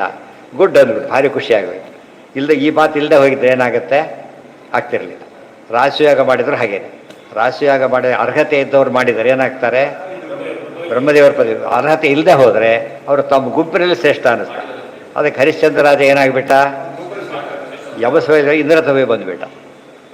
ಆತ ರುಜು ಅಲ್ಲ, ಆದ್ದರಿಂದ ಬ್ರಹ್ಮ ಪದವಿ ಸಿಗಲಿಲ್ಲ. ಆದರೆ ಪಾಂಡವರು ಮಾಡಿದಾಗ ಭೀಮಸೇನ ದೇವರು ಇದ್ದರು, ಆದ್ದರಿಂದ ಅವ್ರಿಗೆ ಬ್ರಹ್ಮ ಪದವಿನೇ ಬಂತು. ಇದೆಲ್ಲ ಯೋಚನೆ ಮಾಡಿದರೆ ಫಲಶ್ರುತಿ ಇದರಿಂದ ಯಾಕೆ ಹೇಳಿದ್ರು ಗೊತ್ತೇನೋ? ಎಲ್ಲ ಫಲಶ್ರುತಿಗೆ ಓದ್ಕೋಬೇಕು ಅಂತ ಅರ್ಥ. ರಾಯರ ಸ್ತೋತ್ರ ಹೇಳಿದೆ, ಎಲ್ಲ ಸ್ತೋತ್ರ ಹೇಳಿ ಫಲಶ್ರುತಿ ಕೊಟ್ಟಿರ್ತಾರೆ. ಅಲ್ಲಿ ಹೇಳಿದ್ದೆಲ್ಲ ಎಲ್ರಿಗೂ ಬಂದುಬಿಡುತ್ತಾ? ಏನಾಗಿರ್ಬೇಕು ಅವನು ಏಕಾಶಿ ಉಪವಾಸ ಇಲ್ಲ, ಮಣ್ಣಿಲ್ಲ, ಯಾವುದೂ ಇಲ್ಲ. ಅದು ಯಾಕೆ ಕೊಡ್ತಾರೆ? ಅದನ್ನು ಬಿಟ್ಟೆ ಬಂದಿದ್ದಾನೆ, ಅವತ್ತು ಊಟ ಹಾಕಿ ಕಳಿಸಿದ್ರೆ ಮುಗೀತು. ಅವನಿಗೆ ಸಾಕು, ಉಪವಾಸ ಹೋಗಲಿಲ್ಲ, ಸಾಕಿ. ಕೆಲವು ಅದು ಆಗ್ತಾ ಇರೋರು ಇರ್ತಾರಲ್ಲ, ಅದಕ್ಕಿಂತ ವಾಸಿ. ನಾವೆಲ್ಲ ಏನು ಹೇಳ್ತಾರೆ ಗೊತ್ತಾ? ಕುತರ್ಕದ ಪ್ರಶ್ನೆ ಮಾಡ್ತಾರೆ. ಎಷ್ಟು ಜನ ಇಂದ್ರ ಆಗಿದ್ರಿ? ಈಗ ನಾವು ಮಾಡಿದ್ರೆ ಇಂದ್ರ ಆಗಿಬಿಡ್ತಾರ? ಕುತರ್ಕಗಳು. ಇವತ್ತು ಫಸ್ಟ್ ರ್ಯಾಂಕ್ ಬಂದರೆ ಸಿಗೋ ಕೆಲಸ ಬರೀ ಪಾಸ್ ಆದರೆ ಸಿಗುತ್ತಾ? ಸಿಗೋದಿಲ್ಲ. ಯಾಕೆ? ನ್ಯಾಚುರಲ್. ಅವನ ಕ್ವಾಲಿಟಿ ಇಲ್ಲ ಇದರೊಳಗೆ. ಮತ್ತು ಅವ್ನ ಕೆರಿಯರ್ ಟೋಟಲಿ ಚೇಂಜ್ ಆಗಿಬಿಡತ್ತೆ ಅವ್ನು. ಇವಂದು ಅಷ್ಟೇ ಕುಟ್ಕೋತ ಹೋಗ್ತಿರ್ತಾನೆ ಮೇಲೆ. ಮತ್ತು ಪಾಸಾಗಿದ್ದೇನು ಸುಳ್ಳಲ್ಲ, ಅದಕ್ಕೆ ಕ್ವಾಲಿಟಿ ಮೇಂಟೈನ್ ಮಾಡಿದರೆ ಅವನಿಗೆ ಆ ಫಲ ಸಿಗುತ್ತೆ. ಒಳ್ಳೆ ದೇವಸ್ಥಾನ A1 ಎಲ್ಲ A1 ಅವ್ನು ಮಾಡ್ತಿರೋದು. ಮನೆಗೆ ಒಳ್ಳೇದು ಹಾಕ್ಕೊಂಡು ಮನೆಗೆ ಉಳಿದ ದೇವಸ್ಥಾನಕ್ಕಾಗೋದೆಲ್ಲ ಮಾಡೋದಿಲ್ಲ. ದೇವರಿಗೆ ಉಪಯೋಗಿಸ್ಬೇಕಂತ ಮನೆಗೆ ಉಪಯೋಗಿಸ್ಬಾರ್ದು. ಅದನ್ನು ನಾವು ಎಲ್ಲ ಮಾಡೋಕ್ಕೆ ಬರೋದವರು ಮನೆ ಪದಾರ್ಥ ಉಪಯೋಗಿಸ್ಬೇಕಾಗಿ. ದೇವ್ರ ಪಾತ್ರೆ ಮೀಸಲು. ಕೆಲವರು ತಂಬಿಗೆನೇ ಕಲಸಿ ಪೂಜೆ ಹೋಗೋದೆ, ಕುಡಿಲೋಕ್ಕೋದೆ, ಕೈ ತೊಳಿಲೋಕ್ಕೋದೆ, ಇದೇನು ದೇವ್ರ ಪೂಜೆ ಮಾಡಿದಾಗಾಯ್ತು ಇವರು. ದೇವ್ರ ಪದಾರ್ಥ ದೇವರಿಗೆ ಮೀಸಲು. ಇನ್ನೊಬ್ರು ಪದಾರ್ಥಗಳು ಸಿಟ್ಟು ಬರೋದು. ಸೋಪ್ ಇನ್ನೊಬ್ರು ಹಚ್ಚಿಕೊಂಡ್ರೆ, ಟೋಪ್ಲೆಸ್ ಉಪಯೋಗಿಸ್ಬಿಟ್ರೆ ಎಷ್ಟು ಟೋಪ್ಲೆಸ್ ಆಗೋದಿಲ್ಲ. ಹಾಗೆ ಹುಚ್ಚುಚ್ಚು ಮಾಡಬಾರ್ದು. ದೇವರಿಗೆ ಮೀಸಲು ಅಂದರೆ ದೇವರಷ್ಟೇ ದೂರ ಅಲ್ಲ, ಪದಾರ್ಥಗಳನ್ನು ಸ್ವಚ್ಛವಾಗಿ ತೊಳಿಬೇಕು. ಆ ಬಟ್ಟೆ ನಮ್ಮ ಬಟ್ಟೆಯಲ್ಲಿ ಒರೆಸ್ಬಾರ್ದು. ಸಾವಿರ ಮನೆ ಪಾದ ಪೂಜೆ ಬಂದ ಕಾಲಕ್ಕೆ ಅವರು ಅಷ್ಟು ನಮ್ಮ ಹೆಸರು ಉಪಯೋಗಿಸ್ತಾರೆ, ಇವ್ರು ಏನೇನೋ ಉಪಯೋಗಿಸ್ಬಿಟ್ಟಿರ್ತಾರೆ. ಅದನ್ನು ದೇವರಿಗೆ ಅಪ್ಲೈ ಮಾಡ್ಕೋಬೇಕು. ಆಮೇಲೆ ದೇವರಿಗೆಲ್ಲ ಪ್ರತ್ಯೇಕ ಇರಬೇಕು. ಭೇದಕ್ಕೆ ಅರ್ಥ ಅದು. ಸುಮ್ಮನೆ ಜೊತೆ ಕೂಡಿಸಿ ಓಡಾಡ್ತಾರೆ ಭೇದ ಆಗೋದಿಲ್ಲ. ದೇವ್ರನ್ನ ಆ ಲೆವೆಲಲ್ಲಿ ನೋಡ್ಬೇಕು ನಾವು. ಅದಕ್ಕೋಸ್ಕರ ಆ ರೀತಿ ಮಾಡೋ ಪೂಜೆಗಿರೋ ರೀತಿಯೇ ಬೇರೆ. ಕೆಲವರೆಲ್ಲ ನೋಡಿದ್ದೀನಿ ನಿಮಗೆ, ಅದು ಹೇಳೋಕೆ ಹೋದ್ರೆ ಅಸಹ್ಯ ಆಗುತ್ತೆ, ಹೇಳೋದಿಲ್ಲ. ಯಾವುದೋ ಊರಿಗೆ ಹೋರೋ ಒಬ್ಬ ಆಚಾರ್ಯರು ಪಾಪ ಇಷ್ಟೇ ಒಂದು ತಂದೆ ತಂದಿದ್ದಾರೆ. ಇವು ಹೇಳಿ ಮುಗೀತು, ಸ್ನಾನ ಪೂಜೆ ಎಲ್ಲ ಅದರಲ್ಲೇ ಯೋಚನೆ ಮಾಡೋಕ್ಕೂ ಸಾಧ್ಯ ಇಲ್ಲ. ಪೂಜೆ ಪಾಪದ ಪರಮಾವಧಿ ಅಂತ ಗೊತ್ತಾಯ್ತಾ. ಕೈಕಾಲು ತೊಳಕ್ಕೂ ಅದೇ ಪೂಜೆನೇ. ಕಾಲು ತೊಳ್ಕೊಂಡ್ಬಂದಿದ್ರೆ ದೇವ್ರಿಗೆ ಅಭಿಷೇಕ ಆಗೋದು. ಅದು ಏನೋ ಕಾರಣ ಇಲ್ಲ. ಅದಾದ ನಾವು ಅನೇಕ ಅವೆಲ್ಲ ಮಾತು ಬೇಡ, ಒಟ್ಟು ನಡೀತಾರೆ, ಆ ರೀತಿ ಇದ್ದಾರೆ. ನಿರ್ದುಃಖತ್ವಂ ಹರೇ ಸಾಮ್ಯಂ ನತಾದೃಶ ಸುಖಾತ್ಮತ ಸರ್ವೋತ್ತಮ ಸದಾನಂದ. ಅದೇ ಒಂದು ದೇವ್ರ ಪೂಜೆ. ಅದೇ ಬೆಳೀತಾ ಹೋಗುತ್ತೆ. ಅದು ಅಷ್ಟೇ ನಿಯಮ ಮಾಡ್ಕೊತ ಹೋದ್ರು ಕೂಡ ನಿಧಾನವಾಗಿ ಏನಾಗ್ತಾರೆ ಅವರು, ದೇವ್ರಿಗೆ ಪ್ರಿಯ ಆಗ್ತಾರೆ. ನಿಮ್ಮದೇ ಪದಾರ್ಥ ಆಗಿಟ್ಟಿದ್ದೇವೆ, ಯಾವುದೋ ಊರಿಗೆ ಹೋಗಿರ್ತಾರೆ ಅಂತ ತಿಳ್ಕೊಳ್ಳಿ, ಒಂದು ಪಂಚೆ ಬಿಟ್ಟು ಬಂದಿತ್ತು ಅಂತ ತಿಳ್ಕೊಳ್ಳಿ, ಯಾವಲ್ಲಿ ಮತ್ತೆ ಹೋದ ಇಟ್ಟು ಅವತ್ತಿಂದ ಹಾಗೆ ಇಟ್ಟಿದ್ದೀವಿ ನಾವು ತೊಗೊಳ್ಬೋದು. ನಾವು ಉಪಯೋಗಿಸಿದ್ದೀವಿ ತೊಗೊಂಡೇಗಳಲ್ಲ, ನಿಮಗೂ ಹಾಗೆ ಇಟ್ಟಿದ್ದೀವಿ. ಎಷ್ಟು ಖುಷಿ ಆಗುತ್ತೆ ಇವರಿಗೆ. ಅದೇ ಪಂಚೆ ಲೆಕ್ಕ ದೊಡ್ಡ ವಿಷಯ ಬರೋದಿಲ್ಲ. ಆ ಇಂಪಾರ್ಟೆನ್ಸ್ ಕೊಟ್ಟಿದ್ದೆ ಅದು ಭಾರಿ ಇಂಪಾರ್ಟೆಂಟ್. ಅಪಯೋಗ್ಯಾನಾಂ ತ್ರಿಲೋಕೇಪಿ ಪೂಜ್ಯತ್ವಂ ಸಮುದಾಹೃತಂ ತದ್ಭವೇತ್ ಪರಯಾ ಭಕ್ತಿಯ ವಿಷ್ಣೋರಾಲಯಕಾರಿಣಃ. ಭಕ್ತಿಯಿಂದ ದೇವತೆ ಹೆಸರು ಬರಲಿ ಅಂತ ಮಾಡೋದು ಅವೆಲ್ಲ ಉಪಯೋಗ ಇಲ್ಲ. ಕೇವಲ ವಿಷ್ಣು ಪ್ರೀತರಾಗಬೇಕು. ಅವ್ರ ಹೆಸರು ಹಾಕಿರೋ ತಪ್ಪಲ್ಲ, ಹೆಸರು ಉದ್ದೇಶ ಇರಬಾರ್ದು. ಅರ್ಥ ಆಯ್ತಾ? ಈಗ ಮಠಕ್ಕೆ ಹೋದ ಊಟ ಹಾಕಿರೋ ಬೇರೆ, ಅದ್ರ ಸೇವೆ ಮಾಡಿದ್ದಕ್ಕೆ ಬಂತು, ನಾ ಬರೆಸಿದ್ದು ಹಾಕಿದ್ದು ಅವೆಲ್ಲ ಆಗಬಾರ್ದು. ಅದು ಕೆಟ್ಟೋಯ್ತಾರೆ. ಅದು ಯಾವಾಗಲೂ ಕೂಡ ಪಾಂಡವರ ಕೀರ್ತಿಯನ್ನು ಎಷ್ಟಿದೆ ಇವತ್ತು. ಅದು ಕೀರ್ತಿಗೋಸ್ಕರ ಮಾಡಿದ್ದಲ್ಲ. ಅವ್ರು ಯಾತಕ್ಕೆ ಮಾಡಿದರು? ಅದು ದೇವ್ರ ಪೂಜೆ ಮಾಡಿ ಎಲ್ಲ ಬಂದುಬಿಡುತ್ತೆ. ಅವ್ರಿಗೆ ಒಂದಕ್ಕೆ ಲಿಮಿಟ್ ಮಾಡಿದಾಗ ಅಷ್ಟು ಮಾತ್ರ ಬರೋದು, ಬೇರೆ ಬರೋದಿಲ್ಲ. ಅದಕ್ಕೆ ಅದು ಬರೋದು ತುಂಬ ಕಷ್ಟ. ಅಭ್ಯಾಸ ಮಾಡಿ ಬರಬೇಕು. ತದ್ಭವೇತ್ ಪರಯಾ, ಅದಕ್ಕೆ ಪರಯಾ ಭಕ್ತಿಯ ದೊಡ್ಡ ಭಕ್ತಿ ಇರಬೇಕು. ವಿಷ್ಣುರ ಆಲಯಕಾರಿಣ ತಥೋಪಿ ಉದ್ರಿಕ್ತಯಾ ಭಕ್ತಿಯ ವಿಷ್ಣು ಪೂಜೆಯತಃ ಸದಾ. ಇನ್ನು ಸದಾ ಈ ರೀತಿ ಭಾವನೆ ಇದ್ದರಂತೂ 24 ತಾಸು ಪೂಜೆ ಅವರು. ಅವಾಪ್ಯತೆ ಬ್ರಹ್ಮಲೋಕ ಸಮ್ಮಲೋಕ ಸಮುದ್ರಿಕ್ತಶ್ಚ ಮುಚ್ಯತೆ. ಆ ಬ್ರಹ್ಮಲೋಕನೇ ಸಿಕ್ಕು ವಿಶೇಷವಾದ ರೀತಿ ಇರ್ತಾರೆ ಅಂತ ಹೇಳ್ತಾ ಪೂಜಾ ಪದ್ಧತಿಯ ಬಗ್ಗೆ ವಿಧಾನ ಎಲ್ಲ ಹೇಳಿದ ಅಧ್ಯಾಯ. ಪೂಜಾ ವಿಧಿ, ಮಂತ್ರ, ಸ್ತೋತ್ರ ಇವೆಲ್ಲ ತಿಳಿಸಿ ಕೊನೆಗೆ ಅದು ಮುಕ್ತಾಯ ಮಾಡ್ತಾರೆ. ಅದಾದ ಮೇಲೆ ಅಷ್ಟಾವಿಂಶೋಧ್ಯಾಯ ನಾಳೆ, 28ನೇ ಅಧ್ಯಾಯ ನಾಳೆ. 28, 29, 30 3 ಅಧ್ಯಾಯದಲ್ಲಿ ಉಪದೇಶ ಮುಗಿಯುತ್ತೆ. 3 ಅಧ್ಯಾಯ ಕೊನೆಗೆ ಅದು ಪರಂಧಾಮ ಗಮನ.